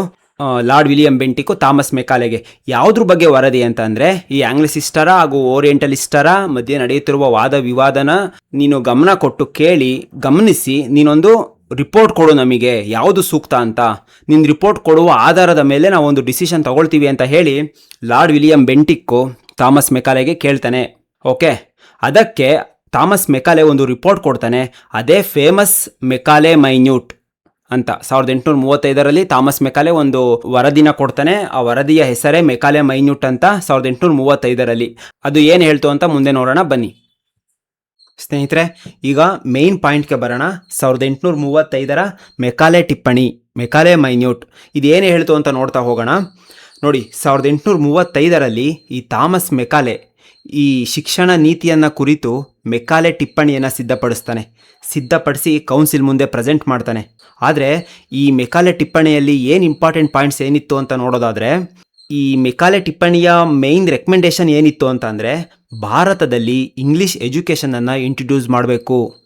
ಇಂಗ್ಲೀಷನ್ನೇ ಮೀಡಿಯಮ್ ಆಗಿ, ಇಂಗ್ಲೀಷ್ ಭಾಷೆಯನ್ನೇ ಮಾಧ್ಯಮವಾಗಿ ಯೂಸ್ ಮಾಡ್ಕೊಬೇಕು. ನಾವು ಭಾರತೀಯರಿಗೆ ಶಿಕ್ಷಣವನ್ನು ನಾವು ಇಂಗ್ಲೀಷ್ ಭಾಷೆಯ ಮುಖಾಂತರನೇ ಕೊಡಬೇಕು ಅಂತ ಅನ್ನೊಂದೊಂದು ಪಾಯಿಂಟ್ನ ಮೆಕಾಲೆ ಟಿಪ್ಪಣಿಯಲ್ಲಿ ಆ್ಯಡ್ ಮಾಡ್ದ. ಇನ್ನೂ ಒಂದು ಪಾಯಿಂಟ್ ಏನು ಆ್ಯಡ್ ಮಾಡ್ದ ಅಂತಂದರೆ, ಚಾರ್ಟರ್ ಕಾಯ್ದೆ ಮೂಲಕ ಗೌರ್ಮೆಂಟ್ ಕೊಡ್ತಾ ಇದ್ದಂತಹ 1,00,000 ರೂಪಾಯಿನ ಯೂಸ್ ಮಾಡಬೇಕು. ಏನಕ್ಕೆ ಯೂಸ್ ಮಾಡಬೇಕು ಅಂತಂದರೆ ಪಾಶ್ಚಾತ್ಯ ಶಿಕ್ಷಣ, ವೆಸ್ಟರ್ನ್ ಎಜುಕೇಷನ್ ಯೂಸ್ ಮಾಡಬೇಕು. ಹಾಗೆ ವಿಜ್ಞಾನ ಮತ್ತು ಇಂಗ್ಲೀಷ್ ಭಾಷಾ ಶಿಕ್ಷಣಕ್ಕೆ ಈ 1,00,000 ನಿಧಿಯನ್ನು ಬಳಸಬೇಕು. ಹಾಗೆ ಈ ಭಾರತೀಯ ಶಿಕ್ಷಣ ಪದ್ಧತಿಯನ್ನು, ಟ್ರೆಡಿಷನಲ್ ಇಂಡಿಯನ್ ಎಜುಕೇಷನ್ ಸಿಸ್ಟಮನ್ನು ಸ್ಲೋಲಿ ನಾವು ರಿಮೂವ್ ಮಾಡಬೇಕು, ವಿಸರ್ಜಿಸಬೇಕು ಅಂತ ಈ ಮೆಕಾಲೆ ಟಿಪ್ಪಣಿಯಲ್ಲಿ ಮೆನ್ಷನ್ ಮಾಡ್ದ. ಈ ಒಂದು ಥಾಮಸ್ ಮೆಕಾಲೆಯ ಮೈಂಡ್ಸೆಟ್ ಯಾವ ರೀತಿ ಇತ್ತು ಅಂತ ಅಂದರೆ, ಈತನ ಗೋಲ್ ಏನಿತ್ತು ಅಂತ ಅಂದರೆ ಇಂಗ್ಲೀಷ್ ಮೈಂಡ್ಸೆಟ್ ಇರುವ ಇಂಡಿಯನ್ಸ್ನ ಕ್ರಿಯೇಟ್ ಮಾಡಬೇಕು. ಓಕೆ, ಈ ಒಂದು ಡಿಸಿಷನ್ ನಂತರ, ಈ ಒಂದು ಮೆಕಾಲೆ ಟಿಪ್ಪಣಿಯ ನಂತರ ಇಂಡಿಯಾದಲ್ಲಿ ಇಂಗ್ಲೀಷ್ ಎಜುಕೇಷನ್ ಡಾಮಿನೆನ್ಸ್ ಶುರು ಆಯಿತು. ನಮ್ಮ ಎಜುಕೇಷನ್ ಸಿಸ್ಟಮು ಕಂಪ್ಲೀಟ್ಲಿ ಚೇಂಜ್ ಆಯಿತು. ಓಕೆ, ಬನ್ನಿ ಮುಂದೆ ನೋಡೋಣ ಸ್ನೇಹಿತರೆ. ನೋಡಿ, ಈಗ ಲಾರ್ಡ್ ವಿಲಿಯಂ ಬೆಂಟಿಕ್ ಹೇಳಿದಾಗೆ ಥಾಮಸ್ ಮೆಕಾಲೆ ತನ್ನ ವರದಿಯನ್ನು ಕೊಟ್ಟ. ಆ ವರದಿಯ ಹೆಸರು ಮೆಕಾಲೆ ಟಿಪ್ಪಣಿ, ಹೌದಲ್ವಾ? ಆದರೆ ಈ ಮೆಕಾಲೆ ಟಿಪ್ಪಣಿ ಆ್ಯಕ್ಚುಯಲ್ ಆಗಿ ಹೇಗೆ ಇಂಪ್ಲಿಮೆಂಟ್ ಆಯಿತು ಅನ್ನೋದನ್ನು ನೋಡ್ತಾ ಹೋಗೋಣ. ನೋಡಿ, ಮಾರ್ಚ್ 7, 1835 ಈ ಲಾರ್ಡ್ ವಿಲಿಯಂ ಬೆಂಟಿಕ್ಕನು ಥಾಮಸ್ ಮೆಕಾಲೆಯ ವರದಿಯನ್ನು ಒಪ್ಪಿ ಕಾನೂನು ಮಾಡ್ತಾನೆ. ಸ್ನೇಹಿತರೆ, ಏನಂತ ಕಾನೂನು ಮಾಡ್ತಾನೆ ಅಂತಂದರೆ, ಇನ್ನು ಮುಂದೆ ಇಂಗ್ಲೀಷ್ ಭಾಷೆಯು ಭಾರತದ ಶಿಕ್ಷಣ ಮಾಧ್ಯಮ ಹಾಗೂ ಆಡಳಿತ ಭಾಷೆ ಎಂದು ಘೋಷಿಸಿದನು. ಇನ್ಮೇಲಿಂದ ಈ ಮೆಕಾಲೆ ಟಿಪ್ಪಣಿ ವರದಿಯ ಅನುಸಾರ ಇಂಗ್ಲಿಷ್ ಭಾಷೆಯಲ್ಲೇ ಭಾರತೀಯರಿಗೆ ಶಿಕ್ಷಣವನ್ನು ಕೊಡಬೇಕು ಹಾಗೂ ಆಡಳಿತ ಭಾಷೆಯನ್ನು ಕೂಡ ಇಂಗ್ಲಿಷ್ ಆಗಿಯೇ ಕನ್ಸಿಡರ್ ಮಾಡ್ಕೊಬೇಕು ಅಂತ ಬೆಂಟಿಕನು ಕಾನೂನು ಮಾಡ್ತಾನೆ. ಇದರಿಂದ ಏನಾಯಿತು ಅಂತ ಅಂದರೆ, ನೋಡಿ, ಈಗ ಸಂಸ್ಕೃತ, ಅರೇಬಿಕ್ಕು, ಪರ್ಷಿಯನ್ ಬದಲು ಶಾಲೆಗಳಲ್ಲಿ ಇಂಗ್ಲಿಷ್ ಭಾಷೆಯಲ್ಲಿ ಬೋಧನೆ ಮಾಡೋದು ಜಾರಿಗೆ ಬಂತು. ಇಂಗ್ಲಿಷ್ ಟೀಚಿಂಗ್ ಸ್ಟಾರ್ಟ್ ಆಯಿತು. ಆದ್ದರಿಂದ ಸ್ನೇಹಿತರೆ, ಹೀಗೆ ಈ ರೀತಿ ಮೆಕಾಲೆ ಟಿಪ್ಪಣಿಯ ವರದಿ ಮುಖಾಂತರ ಭಾರತದಲ್ಲಿ ಇಂಗ್ಲಿಷ್ ಎಜುಕೇಷನ್ ಸಿಸ್ಟಮ್ ಇಂಟ್ರೊಡ್ಯೂಸ್ ಮಾಡೋದಕ್ಕೋಸ್ಕರ ಒಂದು ತಳಪಾಯ, ಒಂದು ಬೇಸ್ಮೆಂಟ್ ಹಾಕಿದಕ್ಕೋಸ್ಕರ ಈ ಥಾಮಸ್ ಮೆಕಾಲೆಯನ್ನ, ವೆರಿ ಇಂಪಾರ್ಟೆಂಟ್ ಇದು, ಭಾರತದ ಇಂಗ್ಲಿಷ್ ಶಿಕ್ಷಣದ ಪಿತಾಮಹ ಅಂತ ಕರೀತಾರೆ. ಯಾರನ್ನ? ಥಾಮಸ್ ಮೆಕಾಲೆಯನ್ನ. ಯಾವುದಕ್ಕೋಸ್ಕರ? ಮೆಕಾಲೆ ಟಿಪ್ಪಣಿ ನೀಡಿದ್ರಿಂದ. ಓಕೆ, ಆದಮೇಲೆ ಹೀಗೆ ಮೆಕಾಲೆಯು ಪಾಶ್ಚಾತ್ಯ ಶಿಕ್ಷಣದ ಅಧೋಮುಖ ಪ್ರಸಾರ ಸಿದ್ಧಾಂತದ ರಕ್ಷಕನಾದನು. ಸ್ನೇಹಿತರೆ ನೋಡಿ, ಇದು ವೆರಿ ಇಂಪಾರ್ಟೆಂಟ್. ಇದು ಪಾಶ್ಚಾತ್ಯ ಶಿಕ್ಷಣದ ಅಧೋಮುಖ ಪ್ರಸಾರ ಸಿದ್ಧಾಂತ ಅಂದರೆ ಡೌನ್ವರ್ಡ್ ಫಿಲ್ಟ್ರೇಷನ್ ಥಿಯರಿ. ಅಂದರೆ ಏನಂದರೆ, ನೋಡಿ, ಗಮನ ಇಟ್ಟು ಕೇಳಿ, ಈ ಮೊದಲು ಅಪ್ಪರ್ ಕ್ಲಾಸಸ್ಗೆ ಮಾತ್ರ ಇಂಗ್ಲೀಷ್ ಎಜುಕೇಷನ್ ಸಿಗ್ತಾ ಇತ್ತು. ಓಕೆ, ಈ ಮೆಕಾಲೆ ಟಿಪ್ಪಣಿ ಬಂದ ನಂತರ ಅದು ಸ್ಲೋಲಿ ಲೋವರ್ ಕ್ಲಾಸಸ್ಗೆ, ಬ್ಯಾಕ್ವರ್ಡ್ ಕ್ಲಾಸಸ್ಗೂ ಕೂಡ ಈ ಇಂಗ್ಲೀಷ್ ಎಜುಕೇಷನ್ ಸಿಗ್ತಾ ಹೋಯಿತು. ಅದಕ್ಕೆ ಇದನ್ನು ನಾವು ಡೌನ್ವರ್ಡ್ ಫಿಲ್ಟ್ರೇಷನ್ ಥಿಯರಿ, ಓಕೆ, ಪಾಶ್ಚಾತ್ಯ ಶಿಕ್ಷಣದ ಅಧೋಮುಖ ಪ್ರಸಾರ ಸಿದ್ಧಾಂತ, ಇದನ್ನು ತಂದೋರು ಯಾರು? Thomas Macaulay. ಅದಕ್ಕೋಸ್ಕರ ಈತನನ್ನು ಭಾರತದ ಇಂಗ್ಲೀಷ್ ಶಿಕ್ಷಣದ ಪಿತಾಮಹ ಅಂತ ಕರೀತಾರೆ. ಓಕೆ, ಹಾಗೆ ಈ ಥಾಮಸ್ ಮೆಕಾಲೆಯ ಕೃತಿಗಳು ಯಾವ್ಯಾವು ಅಂತಂದರೆ ಹಿಸ್ಟ್ರಿ ಆಫ್ ಇಂಗ್ಲೆಂಡ್ ಹಾಗೆ ಇಂಡಿಯನ್ ಪೀನಲ್ ಕೋಡ್, ಈ ಎರಡೂ ಕೂಡ ಥಾಮಸ್ ಮೆಕಾಲೆಯ ಕೃತಿಗಳು ಆಗಿದ್ವು ಸ್ನೇಹಿತರೆ. ಓಕೆ, ಈ ಓವರ್ ಆಲ್ ನೋಡೋದಾದರೆ 1835 ಡಿಸಿಷನ್ ನಂತರ ಇಂಡಿಯಾದಲ್ಲಿ ಎಜುಕೇಷನ್ ಸಿಸ್ಟಮು ಕಂಪ್ಲೀಟ್ಲಿ ವೆಸ್ಟರ್ನೈಸ್ಡ್ ಆಯಿತು. ಇವತ್ತು ನಾವು ಓದ್ತಾ ಇರೋ ಇಂಗ್ಲೀಷ್ ಸಿಸ್ಟಮ್ಮು ಇದೇ ಸಮಯದಲ್ಲಿ ಆರಂಭ ಆಗಿದ್ದು ಸ್ನೇಹಿತರೆ. 1835 ಸಮಯದಲ್ಲೇ ಆರಂಭ ಆಗಿದ್ದು. ಓಕೆ, ಅರ್ಥ ಆಗಿದೆ ಅನ್ಕೊತೀನಿ. ಮುಂದೆ ನೋಡೋಣ ಸ್ನೇಹಿತರೆ. ಮೆಕಾಲೆ ಟಿಪ್ಪಣಿ ಬಗ್ಗೆ ಕಂಪ್ಲೀಟ್ ಆಗಿ ನೋಡಿದ್ದಾಯಿತು. ಆದರೆ ಈ ಥಾಮಸ್ ಮೆಕಾಲೆ ಏನೇನು ಹೇಳಿದ್ದಾನೆ ಗೊತ್ತಾ? ನೋಡಿ, ಮೆಕಾಲೆ ಆ್ಯಕ್ಚುಲಿ ಇಂಡಿಯನ್ಸ್ ಬಗ್ಗೆ ಏನು ಥಿಂಕ್ ಮಾಡ್ತಿದ್ದ, ಇದನ್ನು ಕೇಳಿದ್ರೆ ನಿಮಗೂ ಕೂಡ ಶಾಕ್ ಆಗುತ್ತೆ. ನೋಡಿ, ಈತನ ಸ್ಟೇಟ್ಮೆಂಟ್ಸ್ಗಳು ನೋಡ್ತಾ ಹೋಗಿ. ಇತಿಹಾಸ, ಪುರಾಣ, ಜ್ಯೋತಿಷ್ಯಗಳೆಲ್ಲ ಮಿಥ್ಯ, ಇಂಗ್ಲಿಷ್ ಭಾಷೆಯೇ ಸತ್ಯ. ಅಂದರೆ ಸ್ನೇಹಿತರೆ ನೋಡಿ, ನಮ್ಮ ಇತಿಹಾಸ, ಪುರಾಣ, ಜ್ಯೋತಿಷ್ಯ ಇವೆಲ್ಲ ಯೂಸ್ಲೆಸ್ ಅಂತ ಥಾಮಸ್ ಮೆಕಾಲೆ ಸ್ಟೇಟ್ಮೆಂಟ್ ಕೊಟ್ಟ. ಇಂಗ್ಲಿಷ್ ಲ್ಯಾಂಗ್ವೇಜ್ ಮಾತ್ರ ವ್ಯಾಲ್ಯೂಯೇಬಲ್ ಅಂತ ಹೇಳ್ದ. ಅವನಿಗನ್ನಿಸ್ತು ಈ ಭಾರತೀಯ ಭಾಷೆಗಳಲ್ಲಿ, ಈ ದೇಶೀಯ ಭಾಷೆಗಳಲ್ಲಿ ಸಾಹಿತ್ಯ, ವಿಜ್ಞಾನದ ಮೌಲ್ಯಗಳಿಲ್ಲ, ಇಂಡಿಯನ್ ಲ್ಯಾಂಗ್ವೇಜಸ್ನಲ್ಲಿ ಸೈನ್ಸ್ ಹಾಗೂ ಲಿಟರೇಚರ್ನ ವ್ಯಾಲ್ಯೂ ಇಲ್ಲ ಅಂತ ಹೇಳ್ದ. ಹಾಗೆ ಇನ್ನೊಂದು ಸ್ಟ್ರಾಂಗ್ ಸ್ಟೇಟ್ಮೆಂಟ್ ಕೊಡ್ತಾನೆ ಈ ಥಾಮಸ್ ಮೆಕಾಲೆ. ಅದೇನೆಂದರೆ, ಧಾರ್ಮಿಕ ಪ್ರವೃತ್ತರಾದ ಭಾರತೀಯರಿಗೆ ಇಂಗ್ಲಿಷ್ ಶಿಕ್ಷಣ ಮದ್ದು. ಅಂದರೆ ಧಾರ್ಮಿಕವಾಗಿರುವ ಇಂಡಿಯನ್ಸ್ಗೆ ಇಂಗ್ಲಿಷ್ ಎಜುಕೇಷನ್ ಒಂದು ಮೆಡಿಸಿನ್ ಅಂತೆ. ನೋಡಿ, ಇಷ್ಟು ಸ್ಟ್ರಾಂಗ್ ಸ್ಟೇಟ್ಮೆಂಟ್ ಕೊಟ್ಟಿದ್ದಾನೆ. ಹಾಗೆ ಇನ್ನೊಂದು ಸ್ಟೇಟ್ಮೆಂಟ್ ಏನು ಕೊಟ್ಟಿದ್ದಾನೆ ಈತ ಅಂತ ಅಂದರೆ, ಸಮಸ್ತ ಭಾರತ ಮತ್ತು ಅರೇಬಿಯಾಗಳ ಪೌರ್ವಾತ್ಯ ಸಾಹಿತ್ಯ ಸೇರಿದರೂ ಕೂಡ ಯುರೋಪಿನ ಗ್ರಂಥಾಲಯವೊಂದರ ಕಪಾಟಿನ ಗ್ರಂಥಗಳಿಗೆ ಸಮವಾಗದು. ಅಂದರೆ ಇಂಡಿಯಾ, ಅರೇಬಿಯಾ ಈ ಎಲ್ಲ ಲಿಟರೇಚರ್ಗಳು ಸೇರಿದ್ರೂ ಕೂಡ ಯುರೋಪ್ ಲೈಬ್ರರಿಯ ಒಂದು ಶೆಲ್ಫ್ಗೂ ಕೂಡ ಈಕ್ವಲ್ ಆಗಲ್ಲ ಅದು ಅಂತ ಹೇಳ್ದ. ಹಾಗೆ ಸಂಸ್ಕೃತ ಭಾಷೆ ಭಾರತವನ್ನು ಅಂಧಾಕಾರದಲ್ಲಿಟ್ಟಿದೆ. ಬ್ರಿಟಿಷ್ ಸಾಮ್ರಾಜ್ಯ ಭಾರತದಲ್ಲಿ ಎಂದಾದರೂ ನಾಶವಾಗಬಹುದು, ಆದರೆ ಇಂಗ್ಲಿಷ್ ಸಾಹಿತ್ಯ ಮಾತ್ರ ಶಾಶ್ವತ. ಅಂದರೆ ಬ್ರಿಟಿಷ್ ರೂಲ್ ಯಾವತ್ತಾದರೂ ಹೋಗ್ಬೋದು, ಆದರೆ ಭಾರತದಲ್ಲಿ ಇಂಗ್ಲಿಷ್ ಲಿಟರೇಚರ್ ಪರ್ಮನೆಂಟ್ ಆಗಿ ಉಳ್ಕೊಳ್ಳುತ್ತೆ. ಈ ರೀತಿಯ ಸ್ಟೇಟ್ಮೆಂಟ್ಗಳನ್ನ ಎಕ್ಸಾಮ್ಸಲ್ಲಿ ಕೇಳ್ತಾರೆ ಸ್ನೇಹಿತರೆ. ಈ ರೀತಿಯ ಸ್ಟೇಟ್ಮೆಂಟ್ಗಳನ್ನ ಕೊಟ್ಟವರು ಥಾಮಸ್ ಮೆಕಾಲೆ ಅವರು. ನೋಡಿ, ಇದು ನಮಗೆ ಏನು ತೋರಿಸುತ್ತೆ ಅಂತಂದರೆ, British education policy purely neutral ಅಲ್ಲ, ಅದು ಬಯಾಸ್ಡ್ ಆಗಿತ್ತು, ಕೊಲೋನಿಯಲ್ ಮೈಂಡ್ ಸೆಟ್ಟಿಂದ ಬೇಸ್ಡ್ ಆಗಿತ್ತು. ಓಕೆ, ಈಗ ನಿಮ್ಗೇನು ಅನಿಸುತ್ತೆ ನೋಡಿ, ಈಗ ನಿಜವಾಗಿಯೂ ಇಂಡಿಯನ್ ನಾಲೆಡ್ಜು ಯೂಸ್ಲೆಸ್ ಆಗಿತ್ತಾ, ಅಥವಾ ಬ್ರಿಟಿಷರು ತಮ್ಮ ಡಾಮಿನೆನ್ಸ್ನ ಎಸ್ಟಾಬ್ಲಿಷ್ ಮಾಡ್ಕೊಳ್ಳೋದಕ್ಕೆ ಹೀಗೆ ಮಾಡಿದ್ರಾ, ಅಥವಾ ಈ ರೀತಿಯ ಸ್ಟೇಟ್ಮೆಂಟ್ಗಳನ್ನ ಕೊಟ್ರಾ? ನಿಮ್ಗೇನು ಅನಿಸುತ್ತೆ ಕಮೆಂಟ್ ಸೆಕ್ಷನಲ್ಲಿ ತಿಳಿಸಿ. ಮುಂದೆ ನೋಡೋಣ ಸ್ನೇಹಿತರೆ. ಇಲ್ಲಿವರೆಗೂ ಥಾಮಸ್ ಮೆಕಾಲೆಯ ವರದಿ ಹಾಗೂ ಆತ ನೀಡಿದಂತಹ ಸ್ಟೇಟ್ಮೆಂಟ್ಗಳನ್ನ ತುಂಬ ಡೀಟೇಲ್ ಆಗಿ ನೋಡಿದ್ದೀವಿ. ಈಗ ನಾವು ಈ ಇಂಗ್ಲಿಷ್ ಶಿಕ್ಷಣಕ್ಕೆ ರಾಜಾರಾಮ್ ಮೋಹನ್ ರಾಯ್ ಅವರ ಕೊಡುಗೆ ಏನೇನು ಅಂತ ನೋಡ್ತಾ ಹೋಗೋಣ. ನೋಡಿ, ಈ ರಾಜಾರಾಮ್ ಮೋಹನ್ ರಾಯ್ ಅವರು ಆಧುನಿಕ ಭಾರತದ ಇತಿಹಾಸದ ಒಬ್ಬ ಪ್ರಮುಖ ಸುಧಾರಕರು, ರಿಫಾರ್ಮರ್ ಕೂಡ ಆಗಿದ್ರು. ಈತ ರಾಜಾರಾಮ್ ಮೋಹನ್ ರಾಯ್ ಅವರು ಏನು ಹೇಳ್ತಾರೆ ಅಂತ ಅಂದರೆ, ಭಾರತ ಪ್ರಗತಿ ಆಗಬೇಕು ಅಂತ ಅಂದರೆ, ಇಂಡಿಯಾ ಪ್ರೋಗ್ರೆಸ್ ಆಗಬೇಕು ಅಂತಂದರೆ ಇಂಗ್ಲಿಷ್ ಎಜುಕೇಷನು ತುಂಬ ಇಂಪಾರ್ಟೆಂಟು, ತುಂಬ ಪಾತ್ರ ವಹಿಸುತ್ತೆ ಅಂತ ಹೇಳ್ತಾರೆ ಸ್ನೇಹಿತರೆ. ಹಾಗೆ ಅದನ್ನು ಅವರು ಸ್ಟ್ರಾಂಗ್ ಆಗಿ ಸಪೋರ್ಟ್ ಕೂಡ ಮಾಡ್ತಾರೆ ಇಂಗ್ಲಿಷ್ ಎಜುಕೇಷನನ್ನು. ಹಾಗೆ ಇವರು ಭಾರತೀಯರಿಗೆ ಎನ್ಕರೇಜ್ ಮಾಡ್ತಾರೆ. ಯಾವುದಕ್ಕೆ ಎನ್ಕರೇಜ್ ಮಾಡ್ತಾರೆ ಅಂತ ಅಂದರೆ, ಪಾಶ್ಚಾತ್ಯ ವಿಜ್ಞಾನವನ್ನು, ಸಾಹಿತ್ಯವನ್ನು ಹಾಗೂ ಉದಾರ ತತ್ವಗಳನ್ನು ಅಧ್ಯಯನ ಮಾಡೋಕ್ಕೆ ಭಾರತೀಯರಿಗೆ ಎನ್ಕರೇಜ್ ಮಾಡ್ತಾರೆ ರಾಜಾರಾಮ್ ಮೋಹನ್ ರಾಯ್ ಅವರು. ಹಾಗೆ ಈ ಭಾರತದಲ್ಲಿ ಇಂಗ್ಲಿಷ್ ಆಡಳಿತ ಭಾಷೆಯಾಗಿರಬೇಕು ಅಂತ ಬಲವಾಗಿ ವಾದ ಮಾಡ್ತಾರೆ. ಇಷ್ಟು ಸಾಲಲ್ಲ ಅಂತ ಹೇಳಿ ಭಾರತದಲ್ಲಿ ಇಂಗ್ಲಿಷ್ ಶಿಕ್ಷಣ ಜಾರಿಗೆ ತರೋಕೆ ಲಾರ್ಡ್ ವಿಲಿಯಂ ಬೆಂಟಿಕ್ಗೆ ಹಾಗೂ ಥಾಮಸ್ ಮೆಕಾಲೆ ಅವರಿಗೆ ಕೂಡ ಸಪೋರ್ಟ್ ಮಾಡ್ತಾರೆ. ಓಕೆ, ಹಾಗೆ ಇನ್ಸ್ಟಿಟ್ಯೂಷನ್ಸ್ಗಳನ್ನ ಸ್ಥಾಪನೆ ಮಾಡ್ತಾರೆ. ಅಂದರೆ ಇವರು ಮಾತಿನಲ್ಲಿ ಮಾತ್ರ ಅಲ್ಲ, ಪ್ರಾಕ್ಟಿಕಲಿ ಕೂಡ ತುಂಬ ವರ್ಕ್ ಮಾಡ್ತಾ ಇದ್ರು. ಯಾವ ರೀತಿ ಅಂತಂದರೆ, ಈತ ರಾಜಾರಾಮ್ ಮೋಹನ್ ರಾಯ್ ಅವರು 1817ರಲ್ಲಿ ಕಲ್ಕತ್ತಾದಲ್ಲಿ ಹಿಂದೂ ಕಾಲೇಜನ್ನು ಸ್ಥಾಪನೆ ಮಾಡ್ತಾರೆ. ಹಾಗೆ ಇಂಗ್ಲಿಷ್ ಶಾಲೆ ಹಾಗೂ ಏಕದೇವತಾ ಸಿದ್ಧಾಂತ ಬೋಧಿಸೋಕೆ ಅಂತಲೇ ಸಂಸ್ಕೃತ ವೇದಾಂತ ಕಾಲೇಜುಗಳನ್ನ ಕೂಡ 1826ರಲ್ಲಿ ಸ್ಥಾಪನೆ ಮಾಡ್ತಾರೆ ಸ್ನೇಹಿತರೆ. ಇಲ್ಲಿ ಮಾಡರ್ನ್ ಮತ್ತು ಟ್ರೆಡಿಷನಲ್ ಎರಡೂ ಕಂಬೈನ್ ಮಾಡಿ ಟೀಚ್ ಮಾಡ್ತಾ ಇದ್ರು. ಓಕೆ, ಇದೇ ಕಲ್ಕತ್ತಾದಲ್ಲಿ ಸ್ಥಾಪನೆಯಾಗಿದ್ದಂತಹ ಹಿಂದೂ ಕಾಲೇಜು ಮುಂದೆ ಕಲ್ಕತ್ತಾ ಪ್ರೆಸಿಡೆನ್ಸಿ ಕಾಲೇಜಾಗಿ ಪರಿವರ್ತನೆಗೊಳ್ಳುತ್ತೆ, ಪ್ರೆಸಿಡೆನ್ಸಿ ಕಾಲೇಜಾಗಿ ಡೆವಲಪ್ ಆಗುತ್ತೆ. ಓಕೆ, ಡಿಫ್ರೆನ್ಸ್ ಏನು ಅಂತ ಅಂದರೆ, ಈ ಮೆಕಾಲೆ ಇಂಗ್ಲಿಷ್ ಇಂಟ್ರೊಡ್ಯೂಸ್ ಮಾಡಿದ್ದು ಕೊಲೋನಿಯಲ್ ಪರ್ಪಸ್ಸಿಗೋಸ್ಕರ, ಹೌದಲ್ವಾ? ಆದರೆ ಈ ರಾಜಾರಾಮ್ ಮೋಹನ್ ರಾಯ್ ಸಪೋರ್ಟ್ ಮಾಡಿದ್ದು ಇಂಡಿಯಾದ ಡೆವಲಪ್ಮೆಂಟ್ಗೋಸ್ಕರ, ಭಾರತದ ಅಭಿವೃದ್ಧಿಗೋಸ್ಕರ. ಸೊ ನೀವು ಎಕ್ಸಾಮ್ಸಲ್ಲಿ ಆನ್ಸರ್ ಬರೆಯುವಾಗ ಇವರಿಬ್ಬರ ಒಂದು ರೋಲ್ನ ಡಿಫ್ರೆನ್ಶಿಯೇಟ್ ಮಾಡಿ ಬರೀಬೇಕಾಗುತ್ತೆ ಸ್ನೇಹಿತರೆ. ಉದ್ದೇಶಗಳು ಬೇರೆ ಬೇರೆ. ಓಕೆ, ಮೆಕಾಲೆಯ ಉದ್ದೇಶನೇ ಬೇರೆ ಆಗಿತ್ತು, ರಾಜಾರಾಮ್ ಮೋಹನ್ ರಾಯ್ ಅವರ ಉದ್ದೇಶನೇ ಬೇರೆ ಆಗಿತ್ತು. ಆದರೆ ಇಬ್ಬರು ಸಪೋರ್ಟ್ ಮಾಡ್ತಾ ಇದ್ದಿದ್ದು ಇಂಗ್ಲಿಷ್ ಎಜುಕೇಷನ್ಗೆ. ಓಕೆ, ಮುಂದೆ ನೋಡೋಣ ಸ್ನೇಹಿತರೆ. ಮೆಕಾಲೆ ವರದಿ ನೋಡಿದ್ವಿ, ಹಾಗೆ ಇಂಗ್ಲಿಷ್ ಶಿಕ್ಷಣಕ್ಕೆ ರಾಜಾರಾಮ್ ಮೋಹನ್ ರಾಯ್ ಕೊಟ್ಟಂತಹ ಕೊಡುಗೆಗಳನ್ನು ಕೂಡ ನೋಡಿದ್ವಿ. ಈಗ ಇನ್ನೊಂದು ಇಂಪಾರ್ಟೆಂಟ್ ವರದಿ 1854ರ ಚಾರ್ಲ್ಸ್ ವುಡ್ ವರದಿ, ವುಡ್ಸ್ ಡಿಸ್ಪ್ಯಾಚ್ 1854. ಸ್ನೇಹಿತರೆ, ಈ ಚಾರ್ಲ್ಸ್ ವುಡ್ ವರದಿ ಕೂಡ ಇಂಡಿಯನ್ ಎಜುಕೇಷನ್ ಹಿಸ್ಟ್ರಿಯಲ್ಲಿ ಒಂದು ಮೇಜರ್ ಟರ್ನಿಂಗ್ ಪಾಯಿಂಟ್ ಅಂತಲೇ ಹೇಳ್ಬೋದು. ಹೇಗೆ ಏನು ನೋಡ್ತಾ ಹೋಗೋಣ. ಅದಕ್ಕಿಂತ ಮುಂಚೆ ಈ ಚಾರ್ಲ್ಸ್ ವುಡ್ ಯಾರು ಅಂತ ತಿಳ್ಕೊಳ್ಳೋಣ. ನೋಡಿ, ಚಾರ್ಲ್ಸ್ ವುಡ್ ಇಂಗ್ಲೆಂಡ್ನ ಬೋರ್ಡ್ ಆಫ್ ಕಂಟ್ರೋಲ್ನ ಅಧ್ಯಕ್ಷನಾಗಿದ್ದನು. ಓಕೆ, ಈ ಚಾರ್ಲ್ಸ್ ವುಡ್ ಇಂಗ್ಲೆಂಡ್ನಲ್ಲಿ ಬೋರ್ಡ್ ಆಫ್ ಕಂಟ್ರೋಲ್ನ ಅಧ್ಯಕ್ಷ ಆಗಿದ್ದ. ಅಂದರೆ ಭಾರತದಲ್ಲಿ ಮಾಡ್ತಾ ಇದ್ದಂತಹ ಕಾನೂನುಗಳ ಮೇಲೆ ಈತನದ್ದು ಪಾತ್ರ ಇತ್ತು ಅಂತ. ಓಕೆ, ಈ ಚಾರ್ಲ್ಸ್ ವುಡ್ಡು 1854 ಭಾರತದ ಶಿಕ್ಷಣ ನೀತಿಯ ಕುರಿತು ಸಮಗ್ರ ವರದಿಯೊಂದನ್ನು ತಯಾರಿಸಿ ಬ್ರಿಟಿಷ್ ಪಾರ್ಲಿಮೆಂಟ್ನ ಮುಂದೆ ಇಟ್ಟ. ಅಂದರೆ ಈತ 1854 ಇಂಡಿಯಾದ ಎಜುಕೇಷನ್ ಬಗ್ಗೆ ಡೀಟೇಲ್ಡ್ ರಿಪೋರ್ಟ್ನ ತಯಾರು ಮಾಡಿ ಬ್ರಿಟಿಷ್ ಪಾರ್ಲಿಮೆಂಟ್ನ ಮುಂದೆ ಪ್ರೆಸೆಂಟ್ ಮಾಡ್ತಾನೆ. ಓಕೆ, ಎಜುಕೇಷನ್ ಬಗ್ಗೆ for the first time complete planning ಮಾಡಿ ಒಂದು ರಿಪೋರ್ಟನ್ನು ಚಾರ್ಲ್ಸ್ ವುಡ್ ತಯಾರು ಮಾಡ್ತಾನೆ. ಆದ್ದರಿಂದ ಈ ವರದಿಯನ್ನು ವೆರಿ ಇಂಪಾರ್ಟೆಂಟ್, ಭಾರತದ ಇಂಗ್ಲಿಷ್ ಶಿಕ್ಷಣದ ಮ್ಯಾಗ್ನಾ ಕಾರ್ಟಾ ಅಂತ ಕರೀತಾರೆ.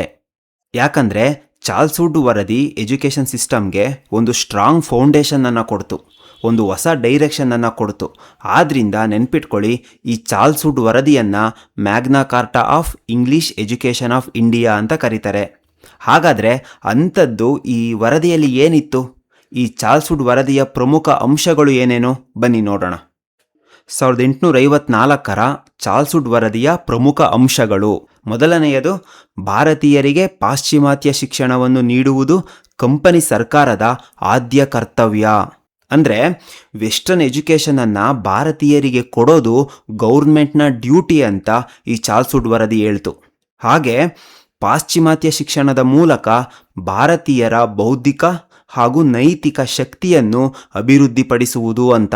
ಅಂದರೆ ಈ ವರದಿ ಏನು ಹೇಳುತ್ತೆ ಅಂದರೆ, ಯಾವ ಮಟ್ಟಿಗೆ ಭಾರತೀಯರಿಗೆ ಸರ್ಕಾರ ವೆಸ್ಟರ್ನ್ ಎಜುಕೇಷನ್ ಕೊಡಬೇಕು ಅಂದರೆ ಭಾರತೀಯರ ಬೌದ್ಧಿಕ ಅಭಿವೃದ್ಧಿ ಅಂದರೆ ಇಂಟೆಲೆಕ್ಚುಯಲ್ ಡೆವಲಪ್ಮೆಂಟ್, ಹಾಗೆ ನೈತಿಕ ಅಭಿವೃದ್ಧಿ ಮಾರಲ್ ಡೆವಲಪ್ಮೆಂಟ್ ಆಗಬೇಕು ಅಂತ ಈ ವರದಿ ಹೇಳುತ್ತೆ. ಹಾಗೆ ಮುಂದೆ ಹೋಗಿ ಈ ವರದಿ ಏನು ಹೇಳುತ್ತೆ ಅಂದರೆ, ದೇಶೀಯ ಭಾಷೆಗಳಲ್ಲಿ ಅಧ್ಯಯನಕ್ಕೆ ಅವಕಾಶ ನೀಡಬೇಕು. ಓಕೆ, ದೇಶೀಯ ಭಾಷೆ ಶಿಕ್ಷಣದ ಮಾಧ್ಯಮವಾಗಬೇಕು. ವೆರಿ ಇಂಪಾರ್ಟೆಂಟ್ ಪಾಯಿಂಟ್ ಇದು. ಅಂದರೆ ನೋಡಿ, ಈ ಭಾರತೀಯರಿಗೆ ಕಂಪ್ಲೀಟಾಗಿ ಇಂಗ್ಲೀಷ್ ಎಜುಕೇಷನ್ನೇ ಕೊಡೋದಲ್ಲ, ಈ ದೇಶೀಯ ಭಾಷೆಗಳು ಅಂತ ಏನಿರ್ತವೆ ಲೋಕಲ್ ಲ್ಯಾಂಗ್ವೇಜಸ್ಸು, ಅದರಲ್ಲೂ ಕೂಡ ಭಾರತೀಯರಿಗೆ ಅಧ್ಯಯನ ಮಾಡಲಿಕ್ಕೆ ಅವಕಾಶ ಮಾಡಿಕೊಡ್ಬೇಕು. ಓಕೆ, ಈ ದೇಶೀಯ ಭಾಷೆ ಶಿಕ್ಷಣದ ಮಾಧ್ಯಮ ಆಗಬೇಕು ಅಂತ ಈ ಚಾರ್ಲ್ಸ್ ವುಡ್ ವರದಿ ರೆಕಮೆಂಡ್ ಮಾಡ್ತು. ಹಾಗೆ ಪ್ರತಿಯೊಂದು ಪ್ರಾಂತ್ಯದಲ್ಲೂ ಒಂದೊಂದು ಸಾರ್ವಜನಿಕ ಶಿಕ್ಷಣ ಇಲಾಖೆಯನ್ನು ಸ್ಥಾಪಿಸಬೇಕು ಅಂತ ಈ ವರದಿ ರೆಕಮೆಂಡ್ ಮಾಡ್ತು. ಇದರಿಂದ ಎಜುಕೇಷನ್ ಅಡ್ಮಿನಿಸ್ಟ್ರೇಷನ್ ಸಿಸ್ಟಮೆಟಿಕ್ ಆಗಿ ಆಗುತ್ತೆ. ಹಾಗೆ ಮುಂದೆ ಹೋಗಿ ಮತ್ತೊಂದು ಇಂಪಾರ್ಟೆಂಟ್ ಪಾಯಿಂಟ್ನ ರೆಕಮೆಂಡ್ ಮಾಡ್ತು, ಪ್ರಾಥಮಿಕ ಶಿಕ್ಷಣವನ್ನು ದೇಶೀಯ ಭಾಷೆಗಳಲ್ಲಿ ಮತ್ತು ಉನ್ನತ ವಿದ್ಯಾಭ್ಯಾಸವನ್ನು ಇಂಗ್ಲಿಷ್ ಭಾಷೆಯ ಮೂಲಕ ನೀಡುವುದು ಅಂತ ಹೇಳ್ತು. ಅಂದರೆ ಪ್ರೈಮರಿ ಎಜುಕೇಷನ್ ಏನಿರುತ್ತೆ ಅದಕ್ಕೆ ದೇಶೀಯ ಭಾಷೆಗಳಲ್ಲಿ ಲೋಕಲ್ ಲ್ಯಾಂಗ್ವೇಜಸ್ಗಳಲ್ಲಿ ಶಿಕ್ಷಣ ನೀಡಬೇಕು. ಹೈಯರ್ ಎಜುಕೇಷನ್ಗೆ ಇಂಗ್ಲಿಷ್ ಭಾಷೆಯ ಮೂಲಕ ಶಿಕ್ಷಣ ನೀಡಬೇಕು ಅಂತ ಈ ಚಾರ್ಲ್ಸ್ ವುಡ್ ವರದಿ ರೆಕಮೆಂಡ್ ಮಾಡ್ತು. ಓಕೆ, ಹಾಗೆಯೇ ಸರ್ಕಾರವು ಶಾಲಾ ಕಾಲೇಜುಗಳನ್ನು ಸ್ಥಾಪಿಸಲು ಖಾಸಗಿ ವ್ಯಕ್ತಿ ಹಾಗೂ ಸಂಘ ಸಂಸ್ಥೆಗಳಿಗೆ ಪ್ರೋತ್ಸಾಹ ನೀಡುವುದು ಮತ್ತು ಖಾಸಗಿ ಶಾಲೆಗಳಿಗೆ ಅನುದಾನ ನೀಡುವುದು. ಅಂದರೆ ಗೌರ್ಮೆಂಟ್ ಗ್ರ್ಯಾಂಟ್ ಕೊಡೋದ್ರ ಮೂಲಕ, ಅನುದಾನ ಕೊಡೋದ್ರ ಮೂಲಕ ಪ್ರೈವೇಟ್ ಸ್ಕೂಲ್ಸ್ಗಳನ್ನು ಸಪೋರ್ಟ್ ಮಾಡಬೇಕು. ಇಂಡಿವಿಜುವಲ್ಸ್ಗಳಿಗೆ, ಆರ್ಗನೈಸೇಷನ್ಸ್ಗಳಿಗೆ ಸ್ಕೂಲ್ಸ್ಗಳನ್ನು, ಕಾಲೇಜ್ಗಳನ್ನು ಸ್ಟಾರ್ಟ್ ಮಾಡಲಿಕ್ಕೆ ಸರ್ಕಾರ ಎನ್ಕರೇಜ್ ಮಾಡಬೇಕು ಅಂತ ಈ ಚಾರ್ಲ್ಸ್ ವುಡ್ ವರದಿ ಹೇಳ್ತು. ಓಕೆ, ಮುಂದೆ ನೋಡೋಣ. ಈ ಚಾರ್ಲ್ಸ್ ವುಡ್ ವರದಿಯ ಇನ್ನಷ್ಟು ಪ್ರಮುಖ ಅಂಶಗಳನ್ನು ನೋಡ್ತಾ ಹೋಗೋಣ. ಲಂಡನ್ನಿನ ವಿಶ್ವವಿದ್ಯಾನಿಲಯಗಳ ಮಾದರಿಯಲ್ಲಿ ಕಲ್ಕತ್ತಾ, ಬಾಂಬೆ ಹಾಗೂ ಮದ್ರಾಸ್ನಲ್ಲಿ ವಿಶ್ವವಿದ್ಯಾನಿಲಯಗಳನ್ನು ಸ್ಥಾಪಿಸಲು ಶಿಫಾರಸು ಮಾಡಿತು. ಓಕೆ, ಹಾಗೆಯೇ ವಿಶ್ವವಿದ್ಯಾನಿಲಯದ ಕುಲಪತಿ ಮತ್ತು ಉಪಕುಲಪತಿಗಳನ್ನು ಸರ್ಕಾರ ನೇಮಿಸುವುದು. ನೋಡಿ, ಈ ಚಾರ್ಲ್ಸ್ ವುಡ್ ವರದಿ ಹೈಯರ್ ಎಜುಕೇಷನ್ ಮೇಲೂ ಕೂಡ ವರದಿ ಮಾಡ್ತು. ಏನು ಅಂತ ಅಂದರೆ, ಲಂಡನ್ ಯೂನಿವರ್ಸಿಟೀಸ್ಗಳ ಮಾದರಿಯಲ್ಲೇ ಭಾರತದಲ್ಲೂ ಯೂನಿವರ್ಸಿಟೀಸ್ಗಳನ್ನು ಸ್ಥಾಪನೆ ಮಾಡಬೇಕು. ಎಲ್ಲೆಲ್ಲಿ ಅಂತ ಅಂದರೆ ಕಲ್ಕತ್ತಾ, ಬಾಂಬೆ ಹಾಗೂ ಮದ್ರಾಸ್ಗಳಲ್ಲಿ ವಿಶ್ವವಿದ್ಯಾನಿಲಯಗಳನ್ನು ಸ್ಥಾಪನೆ ಮಾಡಬೇಕು ಅಂತ ಈ ಚಾರ್ಲ್ಸ್ ವುಡ್ ವರದಿ ಶಿಫಾರಸು ಮಾಡಿತು. ಹಾಗೆಯೇ ಈ ಯೂನಿವರ್ಸಿಟೀಸ್ಗಳ ಕುಲಪತಿ ಹಾಗೂ ಉಪಕುಲಪತಿಗಳನ್ನು ಸರ್ಕಾರನೇ ನೇಮಕ ಮಾಡಬೇಕು ಅಂತ ರೆಕಮೆಂಡ್ ಮಾಡಿತು. ಓಕೆ, ಈ ಚಾರ್ಲ್ಸ್ ವುಡ್ ವರದಿ ವೃತ್ತಿ ಶಿಕ್ಷಣ, ತಾಂತ್ರಿಕ ಶಿಕ್ಷಣ, ಸ್ತ್ರೀ ಶಿಕ್ಷಣ, ವಿದ್ಯಾರ್ಥಿ ವೇತನ ನೀಡಲು ಪ್ರೋತ್ಸಾಹಿಸಿತು. ಅಂದರೆ ಈ ವರದಿ ಶಿಕ್ಷಣವನ್ನು ವಿಸ್ತಾರವಾಗಿ ಹರಡೋದಕ್ಕೆ ಸಪೋರ್ಟ್ ಮಾಡ್ತು. ಓಕೆ, ಪ್ರತಿ ಪ್ರಾಂತ್ಯದ ಕೇಂದ್ರ ಸ್ಥಳದಲ್ಲಿ ಶಿಕ್ಷಕರ ತರಬೇತಿಗೆ ಶಿಕ್ಷಕ ತರಬೇತಿ ಕೇಂದ್ರವನ್ನು ಸ್ಥಾಪಿಸಬೇಕು. ಅಂದರೆ ಟೀಚರ್ ಟ್ರೈನಿಂಗ್ ಸೆಂಟರ್ಸ್ ಪ್ರತಿಯೊಂದು ಪ್ರಾವಿನ್ಸ್ನಲ್ಲಿ ಎಸ್ಟಾಬ್ಲಿಷ್ ಮಾಡಬೇಕು. ಇದರಿಂದ ಕ್ವಾಲಿಟಿ ಎಜುಕೇಷನನ್ನು ನೀಡ್ಬೋದು ಅನ್ನೋ ಭಾವನೆಯನ್ನು ಈ ಚಾರ್ಲ್ಸ್ ವುಡ್ ವರದಿ ವ್ಯಕ್ತಪಡಿಸ್ತು. ಓಕೆ, ಮಧ್ಯಮ ಮತ್ತು ಉನ್ನತ ವರ್ಗದವರಿಗೆ ಮಾತ್ರ ಸೀಮಿತವಾಗಿರುವ ಶಿಕ್ಷಣವನ್ನು ಸಮೂಹ ಶಿಕ್ಷಣವಾಗಿ ಪರಿವರ್ತಿಸಬೇಕು ಅಂತ ಈ ವರದಿ ಶಿಫಾರಸು ಮಾಡ್ತು. ಅಂದರೆ ನೋಡಿ, ಈ ಅರ್ಲಿಯರ್ ಎಜುಕೇಷನ್ ಏನಿತ್ತು ಅದು ಓನ್ಲಿ ಅಪ್ಪರ್ ಕ್ಲಾಸಸ್ಗೆ ಮಾತ್ರ ಲಿಮಿಟೆಡ್ ಆಗಿತ್ತು.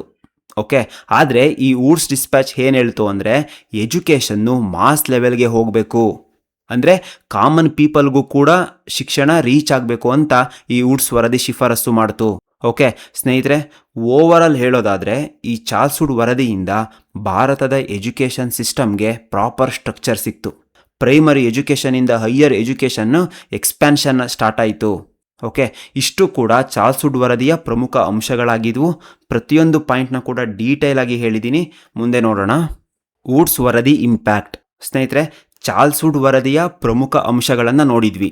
ಈಗ ಈ ವರದಿ ಹೇಗೆ ಇಂಪ್ಯಾಕ್ಟ್ ಆಯಿತು, ಹೇಗೆ ಪರಿಣಾಮಕಾರಿ ಆಯಿತು ಅಂತ ನೋಡ್ತಾ ಹೋಗೋಣ.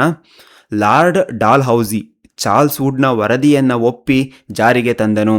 ಓಕೆ, ಲಾರ್ಡ್ ಡಾಲ್ಹೌಸಿ ವುಡ್ಸ್ ವರದಿಯನ್ನು ಅಕ್ಸೆಪ್ಟ್ ಮಾಡಿ ಇಂಪ್ಲಿಮೆಂಟ್ ಮಾಡ್ದ. ಹಾಗಾದರೆ ಏನೇನು ಇಂಪ್ಲಿಮೆಂಟ್ ಮಾಡ್ದ ಅಂತ ನೋಡೋದಾದರೆ 1855ರಲ್ಲಿ ಚಾರ್ಲ್ಸ್ ವುಡ್ ನೀಡಿದ ವರದಿಯಂತೆ ಸಾರ್ವಜನಿಕ ಶಿಕ್ಷಣ ಇಲಾಖೆಯನ್ನು ಸ್ಥಾಪನೆ ಮಾಡ್ದ. ಯಾರು ಅಂದರೆ ಡಾಲ್ಹೌಸಿ. ಇದರಿಂದ ಎಜುಕೇಷನ್ ಅಡ್ಮಿನಿಸ್ಟ್ರೇಷನ್ ಪ್ರಾಪರ್ ಆಗಿ ಶುರು ಆಯಿತು.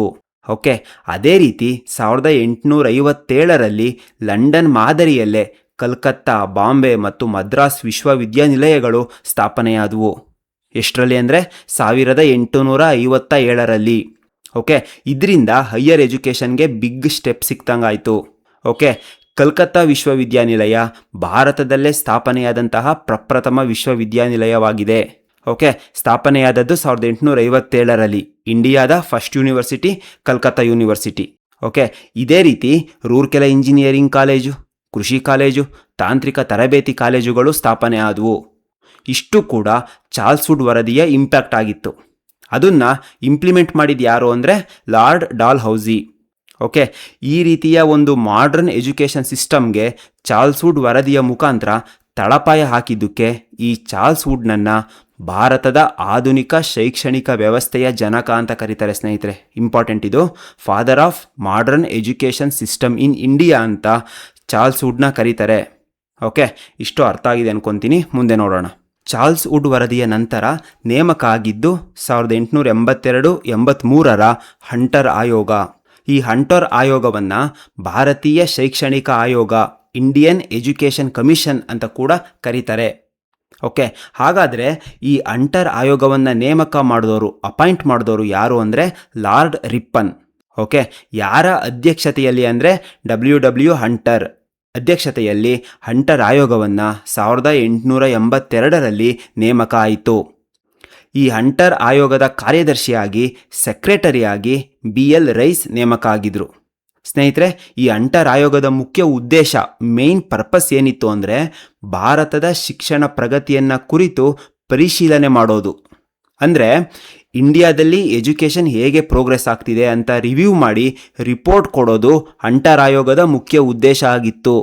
ಓಕೆ, ಈ ಹಂಟರ್ ಆಯೋಗ ಭಾರತದ ಶಿಕ್ಷಣ ಪ್ರಗತಿಯನ್ನು ಸಮಗ್ರವಾಗಿ ಪರಿಶೀಲನೆ ಮಾಡಿ ಫೆಬ್ರವರಿ 3, 1883ರಂದು ಅಫಿಷಿಯಲ್ ಆಗಿ ರಿಪೋರ್ಟ್ನ ಸಬ್ಮಿಟ್ ಮಾಡ್ತು.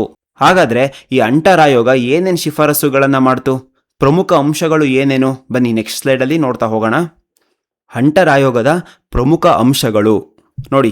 ಈ ಹಂಟರ್ ಆಯೋಗ ಮೇನ್ಲಿ ಎಜುಕೇಷನ್ ಸಿಸ್ಟಮ್ ಇಂಪ್ರೂವ್ ಮಾಡೋಕ್ಕೆ ಕೊಟ್ಟಂತಹ ಸಲಹೆಗಳು ಏನೇನು ಅಂತ ನೋಡ್ತಾ ಹೋಗೋಣ.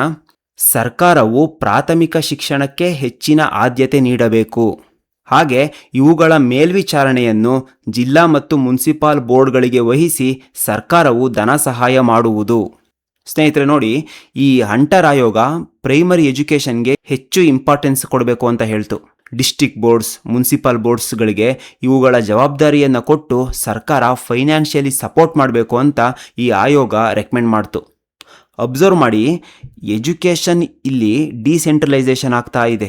ಓಕೆ, ಪ್ರಾಥಮಿಕ ಶಿಕ್ಷಣದು ಆಯಿತು. ಈಗ ಮಾಧ್ಯಮಿಕ ಶಿಕ್ಷಣದ ಬಗ್ಗೆ ಈ ಹಂಟರ್ ಆಯೋಗ ಏನು ಹೇಳುತ್ತೆ ಅಂದರೆ, ಮಾಧ್ಯಮಿಕ ಶಿಕ್ಷಣ 2 ರೀತಿಯಿಂದ ಕೂಡಿರಬೇಕು.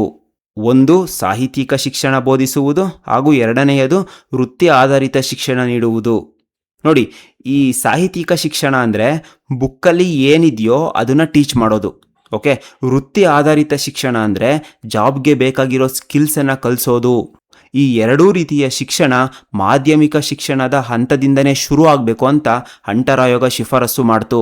ಓಕೆ, ಇಂಗ್ಲಿಷ್ ಭಾಷೆಗಿಂತ ಪ್ರಾಂತೀಯ ಭಾಷೆಗೆ ಮಹತ್ವ ಕೊಡುವುದು, ಇಂಗ್ಲಿಷ್ ಲ್ಯಾಂಗ್ವೇಜ್ಗಿಂತ ರೀಜನಲ್ ಲ್ಯಾಂಗ್ವೇಜಸ್ಗೆ ಇಂಪಾರ್ಟೆನ್ಸ್ ಕೊಡಬೇಕು ಅಂತ ಈ ಹಂಟರ್ ಆಯೋಗ ಹೇಳ್ತು. ಖಾಸಗಿ ಶಿಕ್ಷಣ ಸಂಸ್ಥೆಗಳನ್ನು ಪ್ರೋತ್ಸಾಹಿಸಲು ಸರ್ಕಾರಿ ಶಾಲೆಗಳಂತೆ ಮಾನ್ಯತೆ ಮತ್ತು ಸೌಲಭ್ಯ ನೀಡುವುದು. ಅಂದರೆ ಪ್ರೈವೇಟ್ ಇನ್ಸ್ಟಿಟ್ಯೂಷನ್ಸ್ಗಳನ್ನು ಪ್ರಮೋಟ್ ಮಾಡಬೇಕು. ಗೌರ್ಮೆಂಟ್ ಸ್ಕೂಲ್ಸ್ ಥರನೇ ಖಾಸಗಿ ಶಾಲೆಗಳಿಗೆ ರೆಕಗ್ನಿಷನ್ ಸಿಗಬೇಕು, ಫೆಸಿಲಿಟೀಸ್ಗಳನ್ನು ಕೊಡಬೇಕು ಅಂತ ಹೇಳ್ತು. ಇನ್ನೊಂದು ಇಂಪಾರ್ಟೆಂಟ್ ಪಾಯಿಂಟ್ ಏನು ಹೇಳ್ತು ಅಂದರೆ ಶಿಕ್ಷಣ ಜಾತ್ಯತೀತವಾಗಿರಬೇಕು. ಸರ್ಕಾರಿ ಶಾಲೆಗಳಲ್ಲಿ ಯಾವುದೇ ಮತ ಧರ್ಮ ಬೋಧನೆಗೆ ಅವಕಾಶ ಇರಬಾರದು. ಅಂದರೆ ಎಜುಕೇಷನ್ನು ಯಾವತ್ತಿದ್ರೂ ಜಾತ್ಯತೀತ ಎಜುಕೇಷನ್ ಆಗಿರಬೇಕು, ಸೆಕ್ಯುಲರ್ ಎಜುಕೇಷನ್ ಆಗಿರಬೇಕು. ಗೌರ್ಮೆಂಟ್ ಸ್ಕೂಲ್ಸ್ಗಳಲ್ಲಿ ರಿಲಿಜಿಯನ್ ಬೇಸ್ಡ್ ಟೀಚಿಂಗ್ಸ್ನ ಅಲೋ ಮಾಡಬಾರ್ದು ಅಂತ ಈ ಹಂಟರ್ ಆಯೋಗ ಶಿಫಾರಸು ಮಾಡ್ತು ಸ್ನೇಹಿತರೆ. ಹಾಗೆ ಎಲ್ಲೆಲ್ಲಿ ಅವಶ್ಯಕತೆ ಇದೆಯೋ ಅಲ್ಲಲ್ಲಿ ಉನ್ನತ ಶಿಕ್ಷಣ ಸಂಸ್ಥೆಗಳನ್ನು ಸ್ಥಾಪಿಸಬೇಕು ಅಂತ ಹೇಳ್ತು. ಈ ವರದಿಗೆ ತಕ್ಕಂತೆ 1882ರಲ್ಲಿ ಪಂಜಾಬ್ನಲ್ಲಿ ಹಾಗೂ 1887ರಲ್ಲಿ ಅಲಹಾಬಾದ್ನಲ್ಲಿ ವಿಶ್ವವಿದ್ಯಾನಿಲಯಗಳು ಸ್ಥಾಪನೆಯಾದವು. ಸ್ನೇಹಿತರೆ, ಇಷ್ಟು ಕೂಡ 1883ರಲ್ಲಿ ಹಂಟರ್ ಆಯೋಗ ನೀಡಿದಂತಹ ಶಿಫಾರಸುಗಳಾಗಿದ್ವು. ಇಲ್ಲಿಂದ ಎಜುಕೇಷನ್ನು ಸ್ಲೋಲಿ ಕಾಮನ್ ಪೀಪಲ್ಗೂ ರೀಚ್ ಆಗ್ತಾ ಬರುತ್ತೆ. ಮುಂದಿನ ಆಯೋಗಗಳನ್ನು ನೋಡ್ತಾ ಹೋಗೋಣ ಬನ್ನಿ. ಮುಂದಿನ ಆಯೋಗ 1902ರಲ್ಲಿ ಬಂದಂತಹ ಭಾರತೀಯ ವಿಶ್ವವಿದ್ಯಾನಿಲಯಗಳ ಆಯೋಗ. ಈ ಆಯೋಗವನ್ನು ಥಾಮಸ್ ರೇಲಿ ಆಯೋಗ ಅಂತ ಕೂಡ ಕರೀತಾರೆ. ನೋಡಿ, ವೈಸ್ರಾಯ್ ಲಾರ್ಡ್ ಕರ್ಜನ್ 1902ರಲ್ಲಿ ಸರ್ ಥಾಮಸ್ ರೇಲಿ ಅಧ್ಯಕ್ಷತೆಯಲ್ಲಿ ಭಾರತೀಯ ವಿಶ್ವವಿದ್ಯಾನಿಲಯಗಳ ಆಯೋಗವನ್ನು ನೇಮಿಸಿದನು. ಓಕೆ, 1902ರಲ್ಲಿ ವೈಸ್ರಾಯ್ ಲಾರ್ಡ್ ಕರ್ಜನ್ ಈ ಭಾರತೀಯ ವಿವಿಗಳ ಆಯೋಗವನ್ನು ಅಪಾಯಿಂಟ್ ಮಾಡ್ದ. ಈ ಆಯೋಗಕ್ಕೆ ಅಧ್ಯಕ್ಷನಾಗಿ ಸರ್ ಥಾಮಸ್ ರೇಲಿನನ್ನು ನೇಮಕ ಮಾಡ್ದ. ಓಕೆ, ಈ ಭಾರತೀಯ ವಿವಿಗಳ ಆಯೋಗದಲ್ಲಿ ಭಾರತೀಯ ಸದಸ್ಯರಾದ ಸೈಯದ್ ಹುಸೇನ್ ಬೆಲ್ಗ್ರಾಮಿ ಮತ್ತು ಗುರುದಾಸ್ ಬ್ಯಾನರ್ಜಿ ಅವರು ಇದ್ದರು. ಅಂದರೆ ಈ ಆಯೋಗದಲ್ಲಿ ಭಾರತೀಯರ ಪಾರ್ಟಿಸಿಪೇಷನ್ ಕೂಡ ಇತ್ತು. ಮುಖ್ಯವಾಗಿ ಈ ಭಾರತೀಯ ವಿವಿಗಳ ಆಯೋಗವನ್ನು ಅಪಾಯಿಂಟ್ ಮಾಡೋ ಉದ್ದೇಶ ಏನಿತ್ತು ಅಂದರೆ ಭಾರತದ ವಿಶ್ವವಿದ್ಯಾನಿಲಯಗಳ ಸ್ಥಿತಿಗತಿ ಹಾಗೂ ಬೋಧನಾ ಗುಣಮಟ್ಟದ ಬಗ್ಗೆ ಅಧ್ಯಯನ ನಡೆಸುವುದು ಹಾಗೂ ವಿವಿಗಳ ಸಂರಚನೆ ಹಾಗೂ ಕಾರ್ಯನಿರ್ವಹಣೆಯನ್ನು ಉತ್ತಮಪಡಿಸುವುದು ಈ ಆಯೋಗದ ಉದ್ದೇಶ ಆಗಿತ್ತು. ನೋಡಿ, ಈ ಆಯೋಗದ ಮೇನ್ ಪರ್ಪಸ್ ಏನಿತ್ತು ಅಂದರೆ ಯೂನಿವರ್ಸಿಟೀಸ್ಗಳ ಸಿಚುಯೇಷನನ್ನು ಚೆಕ್ ಮಾಡೋದು, ಹಾಗೆ ಟೀಚಿಂಗ್ ಕ್ವಾಲಿಟಿನ ಇಂಪ್ರೂವ್ ಮಾಡೋದು, ಹಾಗೆ ಯೂನಿವರ್ಸಿಟೀಸ್ಗಳ ಸ್ಟ್ರಕ್ಚರ್ ಆ್ಯಂಡ್ ಅಡ್ಮಿನಿಸ್ಟ್ರೇಷನನ್ನು ಬೆಟರ್ ಮಾಡೋದು ಈ 1902ರಲ್ಲಿ ನೇಮಕ ಆದಂತಹ ಭಾರತೀಯ ವಿವಿಗಳ ಆಯೋಗದ ಪ್ರಮುಖ ಉದ್ದೇಶಗಳಾಗಿದ್ವು. ಸಿಂಪಲ್ ಆಗಿ ಹೇಳಬೇಕು ಅಂದರೆ ಸ್ನೇಹಿತರೆ, ಯೂನಿವರ್ಸಿಟೀಸ್ಗಳ ಸಿಸ್ಟಮ್ನ ಇಂಪ್ರೂವ್ ಮಾಡೋದು. ಓಕೆ, ಈ ಥಾಮಸ್ ರೇಲಿ ಆಯೋಗ ಸಂಪೂರ್ಣವಾಗಿ ವಿವಿಗಳ ಸ್ಥಿತಿಗತಿಯನ್ನು ಪರಿಶೀಲಿಸಿ ವರದಿಯನ್ನು ವೈಸ್ರಾಯ್ ಲಾರ್ಡ್ ಕರ್ಜನ್ಗೆ ನೀಡಿದ್ರು.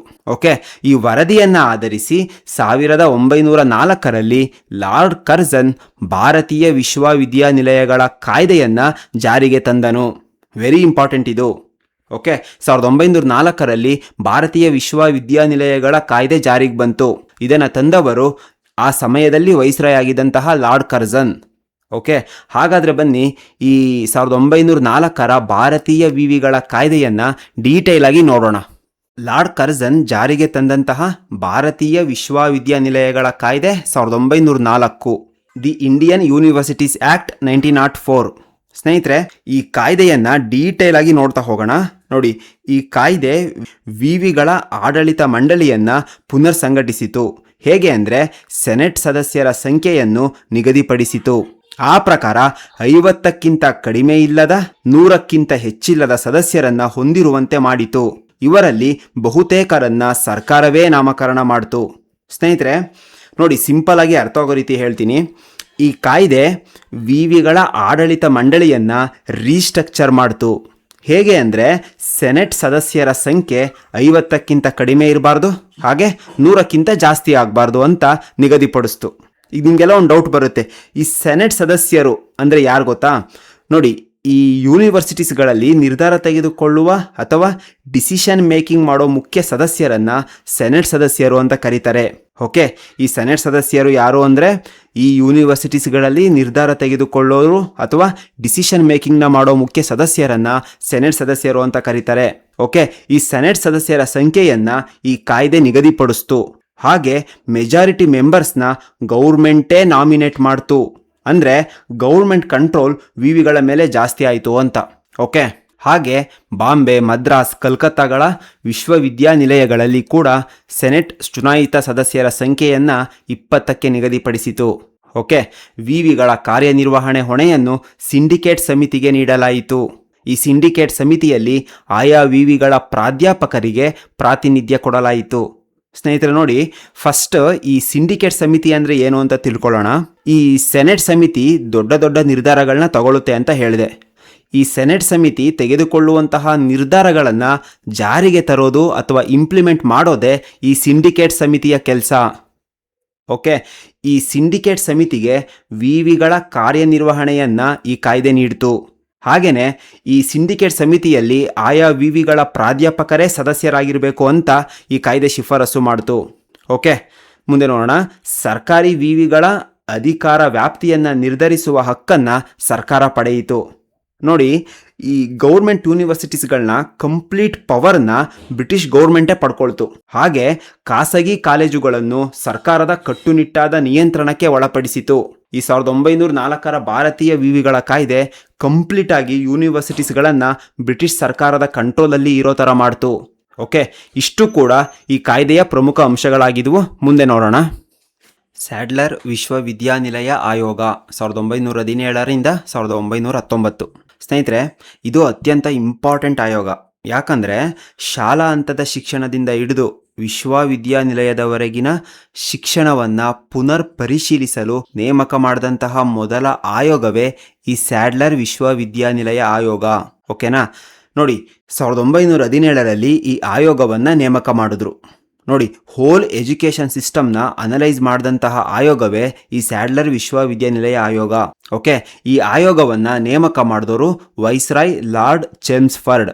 ಓಕೆ, ಯಾರ ಅಧ್ಯಕ್ಷತೆಯಲ್ಲಿ ಅಂತ ಅಂದರೆ ಮೈಕೆಲ್ ಸ್ಯಾಡ್ಲರ್ ಅವರ ಅಧ್ಯಕ್ಷತೆಯಲ್ಲಿ ಈ ಆಯೋಗ ರಚನೆ ಆಯಿತು. ಈ ಸ್ಯಾಡ್ಲರ್ ವಿವಿ ಆಯೋಗದಲ್ಲಿ ಇದ್ದಂತಹ ಭಾರತೀಯ ಸದಸ್ಯರು ಸರ್ ಅಶುತೋಷ್ ಮುಖರ್ಜಿ ಅವರು ಮತ್ತು ಡಾಕ್ಟರ್ ಜಿಯಾ ಉದ್ದೀನ್ ಅಹಮದ್ ಅವರು. ನೋಡಿ, ಭಾರತೀಯರ ಪಾರ್ಟಿಸಿಪೇಷನ್ ಕೂಡ ಈ ಆಯೋಗದಲ್ಲಿ ಇತ್ತು. ಓಕೆ, ಮುಖ್ಯವಾಗಿ ಈ ಸ್ಯಾಡ್ಲರ್ ಆಯೋಗದ ಉದ್ದೇಶ ಏನಿತ್ತು ಅಂದರೆ ಕಲ್ಕತ್ತಾ ವಿಶ್ವವಿದ್ಯಾನಿಲಯದ ಸಮಸ್ಯೆಗಳನ್ನು ಕುರಿತು ಅಧ್ಯಯನ ಮಾಡೋದೇ ಈ ಆಯೋಗದ ಮೇನ್ ಪರ್ಪಸ್ ಆಗಿತ್ತು. ಓಕೆ, ಕಲ್ಕತ್ತಾ ವಿಶ್ವವಿದ್ಯಾನಿಲಯದ ಸಮಸ್ಯೆಗಳನ್ನು ಕುರಿತು ಅಧ್ಯಯನ ಮಾಡೋದೇ ಈ ಆಯೋಗದ ಮೇನ್ ಪರ್ಪಸ್ ಆಗಿತ್ತು. ನೋಡಿ, ಈ ಆಯೋಗ ನೇಮಕ ಆಗಿದ್ದು ಕಲ್ಕತ್ತಾ ಆಯೋಗನ ಸ್ಟಡಿ ಮಾಡೋಕೆ. ಆದರೆ ಸ್ಟಡಿ ಮಾಡ್ತಾ ಮಾಡ್ತಾ ಇವ್ರಿಗೆ ಏನು ರಿಯಲೈಸ್ ಆಗುತ್ತೆ ಅಂದರೆ ಪ್ರಾಬ್ಲಮ್ಸ್ಗಳು ಓನ್ಲಿ ಯೂನಿವರ್ಸಿಟೀಸ್ಗಳಲ್ಲಿ ಇಲ್ಲ, ಸ್ಕೂಲ್ ಲೆವೆಲಿಂದನೇ ಈ ಇಶ್ಯೂಸ್ ಇದೆ ಅಂತ ಗೊತ್ತಾಗುತ್ತೆ. ಆದ್ದರಿಂದ ಹೋಲ್ ಎಜುಕೇಷನ್ ಸಿಸ್ಟಮ್ನೇ ಅಂದರೆ ಶಾಲೆಯಿಂದ ಹಿಡಿದು ಯೂನಿವರ್ಸಿಟಿ ಲೆವೆಲ್ವರೆಗೂ ಕಂಪ್ಲೀಟಾಗಿ ರಿವ್ಯೂ ಮಾಡುತ್ತೆ ಈ ಸ್ಯಾಡ್ಲರ್ ವಿಶ್ವವಿದ್ಯಾನಿಲಯಗಳ ಆಯೋಗ. ಹಾಗಾದರೆ ಈ ಸ್ಯಾಡ್ಲರ್ ಆಯೋಗ ಏನೇನು ರೆಕಮೆಂಡೇಶನ್ಗಳನ್ನು ಕೊಡ್ತು? ಈ ಆಯೋಗದ ಪ್ರಮುಖ ಅಂಶಗಳು ಏನೇನು? ಬನ್ನಿ ನೋಡೋಣ. ಸ್ಯಾಡ್ಲರ್ ಆಯೋಗದ ಪ್ರಮುಖಾಂಶಗಳು ಏನೇನು ನೋಡ್ತಾ ಹೋಗೋಣ. ಇದು 12 ವರ್ಷಗಳ ಶಾಲಾ ಕೋರ್ಸನ್ನು ಶಿಫಾರಸು ಮಾಡ್ತು. ಓಕೆ, ಇದನ್ನು ಇಂಟರ್ಮೀಡಿಯೇಟ್ ಶಿಕ್ಷಣ ಪದ್ಧತಿ ಅಂತ ಕರೀತಾರೆ. ಹಾಗೆಯೇ ಮಾಧ್ಯಮಿಕ ಶಾಲಾ ಹಂತದಲ್ಲಿ ಮಾತೃಭಾಷೆ ಶಿಕ್ಷಣದ ಮಾಧ್ಯಮವಾಗಿರಬೇಕು ಅಂತ ಹೇಳ್ತು. ಹಾಗೆ ಇದ್ರ ಜೊತೆಗೆ ಪ್ರಾಕ್ಟೀಸ್ ಕೋರ್ಸಸ್ ಇರಬೇಕು. ಅಂದರೆ ಹೈನುಗಾರಿಕೆ, ಜೇನು ಸಾಕಾಣಿಕೆ, ಟೇಲರಿಂಗು, ಕರಕುಶಲ, ಈ ರೀತಿ ಕೋರ್ಸ್ಗಳನ್ನು ಮಾಧ್ಯಮಿಕ ಶಾಲಾ ಹಂತದಲ್ಲೇ ಇಂಟ್ರೊಡ್ಯೂಸ್ ಮಾಡಬೇಕು ಅಂತ ಈ ಆಯೋಗ ಶಿಫಾರಸು ಮಾಡ್ತು. ಆಮೇಲೆ ಇಂಟರ್ಮೀಡಿಯೇಟ್ ಶಿಕ್ಷಣದಲ್ಲಿ ಉತ್ತೀರ್ಣ ಆದಂತಹ ವಿದ್ಯಾರ್ಥಿಗಳಿಗೆ ಮಾತ್ರ ಪದವಿ ಹಂತಕ್ಕೆ ಪ್ರವೇಶ ನೀಡಬೇಕು ಮತ್ತು ಆ ಪದವಿ 3 ವರ್ಷದ ಶಿಕ್ಷಣವಾಗಿರಬೇಕು ಅಂತ ಹೇಳ್ತು. ಅಂದರೆ ಇಂಟರ್ಮೀಡಿಯೇಟ್ ಪಾಸ್ ಆದಮೇಲೆ ಮಾತ್ರ ಡಿಗ್ರಿ ಓದೋಕ್ಕೆ ಅವಕಾಶ ನೀಡಬೇಕು. ಹಾಗೆ ಆ ಡಿಗ್ರಿಯ ಡ್ಯುರೇಷನ್ನು 3 ವರ್ಷ ಆಗಿರಬೇಕು ಅಂತ ಈ ಸ್ಯಾಡ್ಲರ್ ವಿವಿಗಳ ಆಯೋಗ ಶಿಫಾರಸು ಮಾಡ್ತು.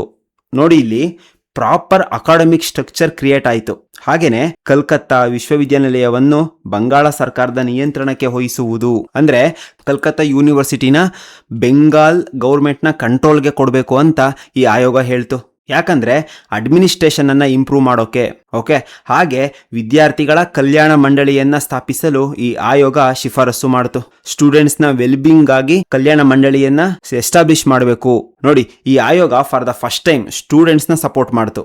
ಸ್ನೇಹಿತರೆ, ಇಷ್ಟು ಕೂಡ ಸ್ಯಾಡ್ಲರ್ ವಿವಿ ಆಯೋಗದ ಪ್ರಮುಖ ಅಂಶಗಳಾಗಿದ್ವು. ಮುಂದೆ ಈ ಸ್ಯಾಡ್ಲರ್ ಆಯೋಗ ನೀಡಿದಂತಹ ವರದಿ ಹೇಗೆ ಇಂಪ್ಯಾಕ್ಟ್ ಆಯಿತು ಅಂತ ನೋಡ್ತಾ ಹೋಗೋಣ ಬನ್ನಿ. ಸ್ಯಾಡ್ಲರ್ ವರದಿ ಇಂಪ್ಯಾಕ್ಟ್ ಏನು ಅಂತ ನೋಡ್ತಾ ಹೋಗೋಣ. ಈ ಸ್ಯಾಡ್ಲರ್ ವರದಿಯಂತೆ 1916ರಿಂದ 21ರ ಅವಧಿಯಲ್ಲಿ ಮೈಸೂರು, ಅಲಹಾಬಾದ್, ಪಾಟ್ನಾ, ಹೈದರಾಬಾದ್, ಲಕ್ನೋ, ದೆಹಲಿ, ನಾಗ್ಪುರಗಳಲ್ಲಿ ವಿಶ್ವವಿದ್ಯಾನಿಲಯಗಳು ಸ್ಥಾಪಿಸಲ್ಪಟ್ಟವು. ಅಂದರೆ ಹೈಯರ್ ಎಜುಕೇಷನ್ನು ರ್ಯಾಪಿಡ್ ಆಗಿ ಎಕ್ಸ್ಪ್ಯಾನ್ಷನ್ ಆಯಿತು. ಓಕೆ, ಹಾಗೆ ಇದರ ಜೊತೆಗೆ 1927ರಲ್ಲಿ ರವೀಂದ್ರನಾಥ್ ಟಾಗೋರ್ ವಿಶ್ವ ಭಾರತಿ ಯೂನಿವರ್ಸಿಟಿಯನ್ನು ಸ್ಥಾಪಿಸಿದರು. ಹಾಗೆ ಮಹರ್ಷಿ ಕರ್ವೆ ಅವರು ಮಹಾರಾಷ್ಟ್ರದಲ್ಲಿ ಪ್ರಪ್ರಥಮ ಮಹಿಳಾ ವಿಶ್ವವಿದ್ಯಾನಿಲಯವನ್ನು ಸ್ಥಾಪಿಸಿದ್ರು. ಓಕೆ, ಫಸ್ಟ್ ವುಮೆನ್ ಯೂನಿವರ್ಸಿಟಿನ ಮಹರ್ಷಿ ಕರ್ವೆ ಅವರು ಮಹಾರಾಷ್ಟ್ರದಲ್ಲಿ ಸ್ಥಾಪನೆ ಮಾಡಿದ್ರು. ವುಮೆನ್ ಎಜುಕೇಷನ್ಗೆ ಇದೊಂದು ಬಿಗ್ ಸ್ಟೆಪ್ ಅಂತಲೇ ಅನ್ಬೋದು. ಸ್ನೇಹಿತರೆ, ಇಷ್ಟು ಕೂಡ ಸ್ಯಾಡ್ಲರ್ ವಿವಿ ಆಯೋಗದ ಡೀಟೇಲ್ಡ್ ಎಕ್ಸ್ಪ್ಲನೇಷನ್ ಆಗಿತ್ತು. ಮುಂದೆ ನೋಡೋಣ. ಹಾರ್ಟಾಗ್ ಸಮಿತಿ 1929. ಸ್ನೇಹಿತರೆ, 1929ರಲ್ಲಿ ನೇಮಕ ಆದಂತಹ ಹಾರ್ಟಾಗ್ ಸಮಿತಿ, ಇದರ ಬಗ್ಗೆ ನೋಡ್ತಾ ಹೋಗೋಣ. ಈ ಹಾರ್ಟಾಗ್ ಕಮಿಟಿಯನ್ನು ನೇಮಕ ಮಾಡಿದವರು ಸೈಮನ್ ಆಯೋಗ.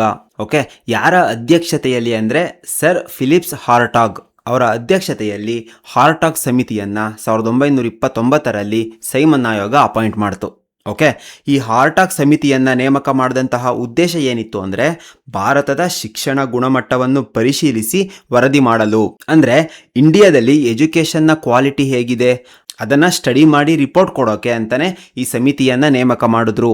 ಓಕೆ, ಹಾಗಾದರೆ ಈ ಹಾರ್ಟಾಗ್ ಸಮಿತಿ ಕೊಟ್ಟಂಥ ವರದಿಯ ಪ್ರಮುಖ ಅಂಶಗಳು ಏನೇನು ಅಂದರೆ ಪ್ರಾಥಮಿಕ ಶಿಕ್ಷಣಕ್ಕೆ ಹೆಚ್ಚಿನ ಆದ್ಯತೆ ನೀಡಬೇಕು, ಆದರೆ ಅದನ್ನು ಕಡ್ಡಾಯ ಮಾಡಬಾರದು. ನೋಡಿ, ಪ್ರೈಮರಿ ಎಜುಕೇಷನ್ಗೆ ಇಂಪಾರ್ಟೆನ್ಸ್ ಕೊಡಬೇಕು, ಆದರೆ ಅದನ್ನು ಕಂಪಲ್ಸರಿ ಮಾಡಬಾರ್ದು ಅಂತ ಹೇಳಿದ್ರು. ಹಾಗೆ ಸೆಕೆಂಡರಿ ಮತ್ತು ಇಂಟರ್ಮೀಡಿಯೇಟ್ ಶಿಕ್ಷಣವನ್ನು ಅರ್ಹರಿಗೆ ಮಾತ್ರ ನೀಡಬೇಕು.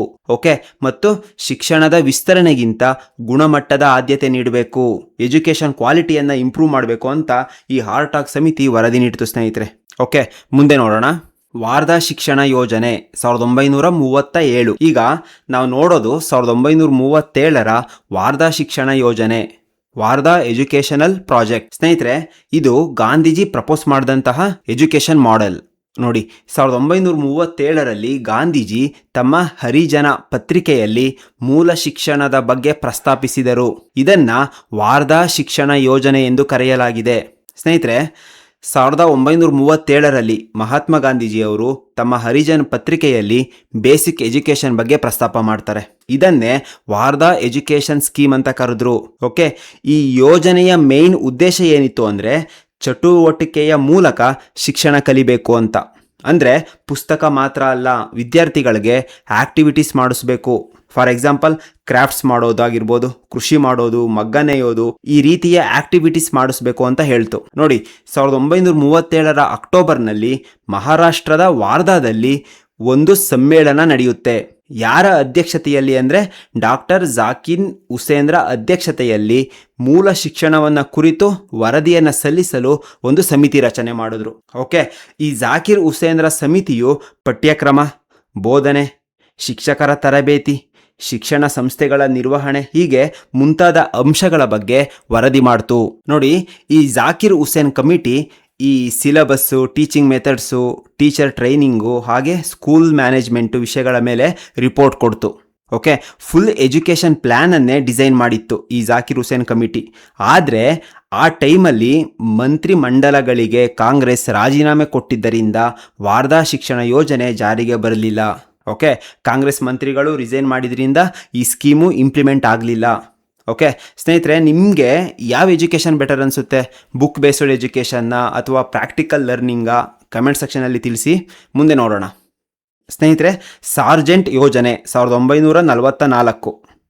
ಇದು ಬ್ರಿಟಿಷರ ಕಾಲದಲ್ಲಿ ಬಂದ ಕೊನೆಯ ಮೇಜರ್ ಎಜುಕೇಷನ್ ಪ್ಲಾನ್ ಅಂತಾನೆ ಹೇಳ್ಬೋದು. 1944ರ ಸಾರ್ಜೆಂಟ್ ಯೋಜನೆ ನೋಡಿ, ಶಿಕ್ಷಣ ವ್ಯವಸ್ಥೆ ಪುನರ್ರಚನೆಗಾಗಿ ಭಾರತ ಸರ್ಕಾರದ ಶೈಕ್ಷಣಿಕ ಸಲಹೆಗಾರ ಆಗಿದ್ದಂತಹ ಸರ್ ಜಾನ್ ಸಾರ್ಜೆಂಟನು ರೂಪಿಸಿದ ಯೋಜನೆಯಾಗಿದೆ. ನೋಡಿ, ಈ ಸರ್ ಜಾನ್ ಸಾರ್ಜೆಂಟು ಗೌರ್ಮೆಂಟ್ ಆಫ್ ಇಂಡಿಯಾಗೆ ಎಜುಕೇಷನಲ್ ಅಡ್ವೈಸರ್ ಆಗಿದ್ದ. ಈತ ಎಜುಕೇಷನಲ್ ಸಿಸ್ಟಮ್ನ ರೀಸ್ಟ್ರಕ್ಚರ್ ಮಾಡೋಕೆ ಒಂದು ಪ್ಲಾನ್ ಕೊಟ್ಟ. ಅದೇ 1944ರ ಸಾರ್ಜೆಂಟ್ ಯೋಜನೆ. ಓಕೆ, ಈ ಸಾರ್ಜೆಂಟ್ ಯೋಜನೆ ಏನು ರೆಕಮೆಂಡ್ ಮಾಡ್ತು ಅಂದರೆ 6ರಿಂದ 11 ವರ್ಷದ ಎಲ್ಲ ಮಕ್ಕಳಿಗೆ ಉಚಿತ ಹಾಗೂ ಕಡ್ಡಾಯ ಶಿಕ್ಷಣ ನೀಡಲು ಸಲಹೆ ಮಾಡ್ತು. ಅಂದರೆ 6 to 11 ಇಯರ್ಸ್ ಮಕ್ಕಳಿಗೆ ಫ್ರೀ ಆ್ಯಂಡ್ ಕಂಪಲ್ಸರಿ ಎಜುಕೇಷನ್ ಕೊಡಬೇಕು ಅಂತ ರೆಕಮೆಂಡ್ ಮಾಡ್ತು. ಹಾಗೆ ಪ್ರೌಢ ಶಿಕ್ಷಣವನ್ನು 11ರಿಂದ 17 ವಯಸ್ಸಿಗೆ ನೀಡುವುದು, ಇಂಟರ್ಮೀಡಿಯೇಟ್ ಶಾಲೆಗಳನ್ನು ರದ್ದುಪಡಿಸುವುದು ಅಂತ ಹೇಳ್ತು. ಅಂದರೆ ಇಂಟರ್ಮೀಡಿಯೇಟ್ ಸ್ಟೇಜ್ ಅಂತ ಏನಿತ್ತು 12ನೇ ತರಗತಿಯವರೆಗೆ ಅದನ್ನು ರದ್ದುಪಡಿಸಿ ಪ್ರೌಢ ಶಿಕ್ಷಣವನ್ನೇ 11ರಿಂದ 17 ವಯಸ್ಸಿನವರೆಗೆ ನೀಡಬೇಕು ಅಂತ ರೆಕಮೆಂಡ್ ಮಾಡ್ತು. ಓಕೆ ಸ್ನೇಹಿತರೆ, ಆದರೆ ಈ ಸಾರ್ಜೆಂಟ್ ಯೋಜನೆ ಭಾರತದಲ್ಲಿ ಫುಲ್ಲಿ ಇಂಪ್ಲಿಮೆಂಟ್ ಆಗಲಿಲ್ಲ. ಇದರೊಂದಿಗೆ ಬ್ರಿಟಿಷರ ಎಜುಕೇಷನ್ ರಿಲೇಟೆಡ್ ಡೆವಲಪ್ಮೆಂಟ್ಸು ಮುಕ್ತಾಯ ಆಗುತ್ತೆ. ಇದರ ನಂತರ ಸ್ವಾತಂತ್ರ್ಯ ಭಾರತದಲ್ಲಿ ನ್ಯೂ ಪಾಲಿಸೀಸ್ ಬರ್ತವೆ. ಸ್ನೇಹಿತರೆ ಬನ್ನಿ ನೋಡೋಣ. ರಾಧಾಕೃಷ್ಣನ್ ಆಯೋಗ 1948-49. ಸ್ನೇಹಿತರೆ, ಸ್ವತಂತ್ರ ಭಾರತ ಸರ್ಕಾರ ಡಾಕ್ಟರ್ ಎಸ್ ರಾಧಾಕೃಷ್ಣನ್ ಅವರ ಅಧ್ಯಕ್ಷತೆಯಲ್ಲಿ ವಿಶ್ವವಿದ್ಯಾನಿಲಯ ಆಯೋಗವನ್ನು ನೇಮಕ ಮಾಡುತ್ತೆ. ಓಕೆ, ಯೂನಿವರ್ಸಿಟೀಸ್ಗಳ ಎಜುಕೇಷನನ್ನು ಇಂಪ್ರೂವ್ ಮಾಡೋಕೆ ಈ ರಾಧಾಕೃಷ್ಣನ್ ಆಯೋಗ 1948ರಲ್ಲಿ ನೇಮಕ ಆಯಿತು. ಓಕೆ, ಈ ಆಯೋಗದ ಪ್ರಮುಖ ಅಂಶಗಳು ನೋಡೋದಾದ್ರೆ ಬೇಗ ಹೇಳ್ಕೊಂಡು ಹೋಗ್ತೀನಿ. ಪದವಿ ಪೂರ್ವ ಶಿಕ್ಷಣ 12 ವರ್ಷಗಳು ಇರಬೇಕೆಂದು ಶಿಫಾರಸು ಮಾಡಿತು. ಹಾಗೆ ಗ್ರಾಮೀಣ ಪ್ರದೇಶಗಳಲ್ಲಿ ವಿಶ್ವವಿದ್ಯಾನಿಲಯಗಳ ಸ್ಥಾಪನೆಗೆ ಅವಕಾಶ ಕಲ್ಪಿಸಬೇಕು ಅಂತ ರೆಕಮೆಂಡ್ ಮಾಡ್ತು. ಅಂದರೆ ರೂರಲ್ ಏರಿಯಾಸ್ಗಳಲ್ಲೂ ಎಜುಕೇಷನ್ ರೀಚ್ ಆಗಬೇಕು ಅಂತ. ಹಾಗೆ ಪರೀಕ್ಷಾ ದಿನಗಳನ್ನು ಬಿಟ್ಟು ವಿವಿಗಳು ಕಡ್ಡಾಯವಾಗಿ 180 ದಿನಗಳ ಕಾಲ ಕೆಲಸ ಮಾಡಬೇಕು ಅಂತ ಶಿಫಾರಸು ಮಾಡ್ತು. ವಿವಿಗಳ ಶಿಕ್ಷಣ ಮೇಲ್ವಿಚಾರಣೆ ಹಾಗೂ ಗುಣಮಟ್ಟ ಉತ್ತಮಪಡಿಸಲು ವಿಶ್ವವಿದ್ಯಾನಿಲಯಗಳ ಧನ ಸಹಾಯ ಆಯೋಗವನ್ನು ಸ್ಥಾಪಿಸಲಾಗುವುದು. ಸ್ನೇಹಿತರೆ, ಇಂಪಾರ್ಟೆಂಟ್ ಇದು. ಯೂನಿವರ್ಸಿಟೀಸ್ ಕ್ವಾಲಿಟಿನ ಮೇಂಟೈನ್ ಮಾಡೋಕೆ UGC ಯೂನಿವರ್ಸಿಟಿ ಗ್ರ್ಯಾಂಟ್ಸ್ ಕಮಿಷನನ್ನು ಎಸ್ಟಾಬ್ಲಿಷ್ ಮಾಡಬೇಕು ಅಂತ ರೆಕಮೆಂಡ್ ಮಾಡ್ತು. ಅದಕ್ಕೆ ತಕ್ಕಂತೆ 1953ರಲ್ಲಿ ವಿಶ್ವವಿದ್ಯಾನಿಲಯಗಳ ಧನ ಸಹಾಯ ಆಯೋಗವನ್ನು ಸ್ಥಾಪಿಸಿತು. ಹಾಗೆ UGC ಸ್ಥಾಪನೆ ಆಯಿತು 1953ರಲ್ಲಿ. ಓಕೆ, ಇನ್ನೊಂದು ವಿಷಯ ಏನು ಶಿಫಾರಸು ಮಾಡ್ತು ಅಂದರೆ ವಿಶ್ವವಿದ್ಯಾನಿಲಯದ ವಿಷಯವನ್ನು ಸಮವರ್ತಿ ಪಟ್ಟಿಗೆ ಸೇರಿಸಬೇಕು ಅಂತ ಹೇಳ್ತು. ಓಕೆ, ಯೂನಿವರ್ಸಿಟೀಸ್ಗಳನ್ನು both central and state government handle ಮಾಡಬೇಕು, ಅದರಿಂದ ಕನ್ಕರೆಂಟ್ ಲಿಸ್ಟ್ ಸೇರಿಸಬೇಕು ಅಂತ ಶಿಫಾರಸು ಮಾಡ್ತು. ಇಷ್ಟು ಕೂಡ 1948ರಲ್ಲಿ ನೇಮಕ ಆಗಿದ್ದಂತಹ ರಾಧಾಕೃಷ್ಣನ್ ಆಯೋಗದ ಪ್ರಮುಖ ಅಂಶಗಳು.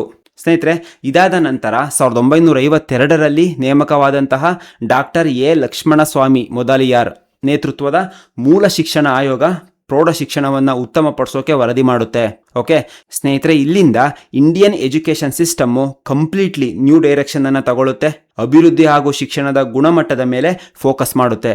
ಓಕೆ, ಬನ್ನಿ ಮುಂದೆ ನೋಡೋಣ. ಕೊಠಾರಿ ಶಿಕ್ಷಣ ಆಯೋಗ 1964. ಸ್ನೇಹಿತರೆ, ಸ್ವತಂತ್ರ ಭಾರತದ ಮೋಸ್ಟ್ ಇಂಪಾರ್ಟೆಂಟ್ ಎಜುಕೇಷನ್ ಕಮಿಷನ್ ಯಾವುದು ಅಂದರೆ 1964ರಲ್ಲಿ ನೇಮಕ ಆದಂತಹ ಕೊಠಾರಿ ಶಿಕ್ಷಣ ಆಯೋಗ.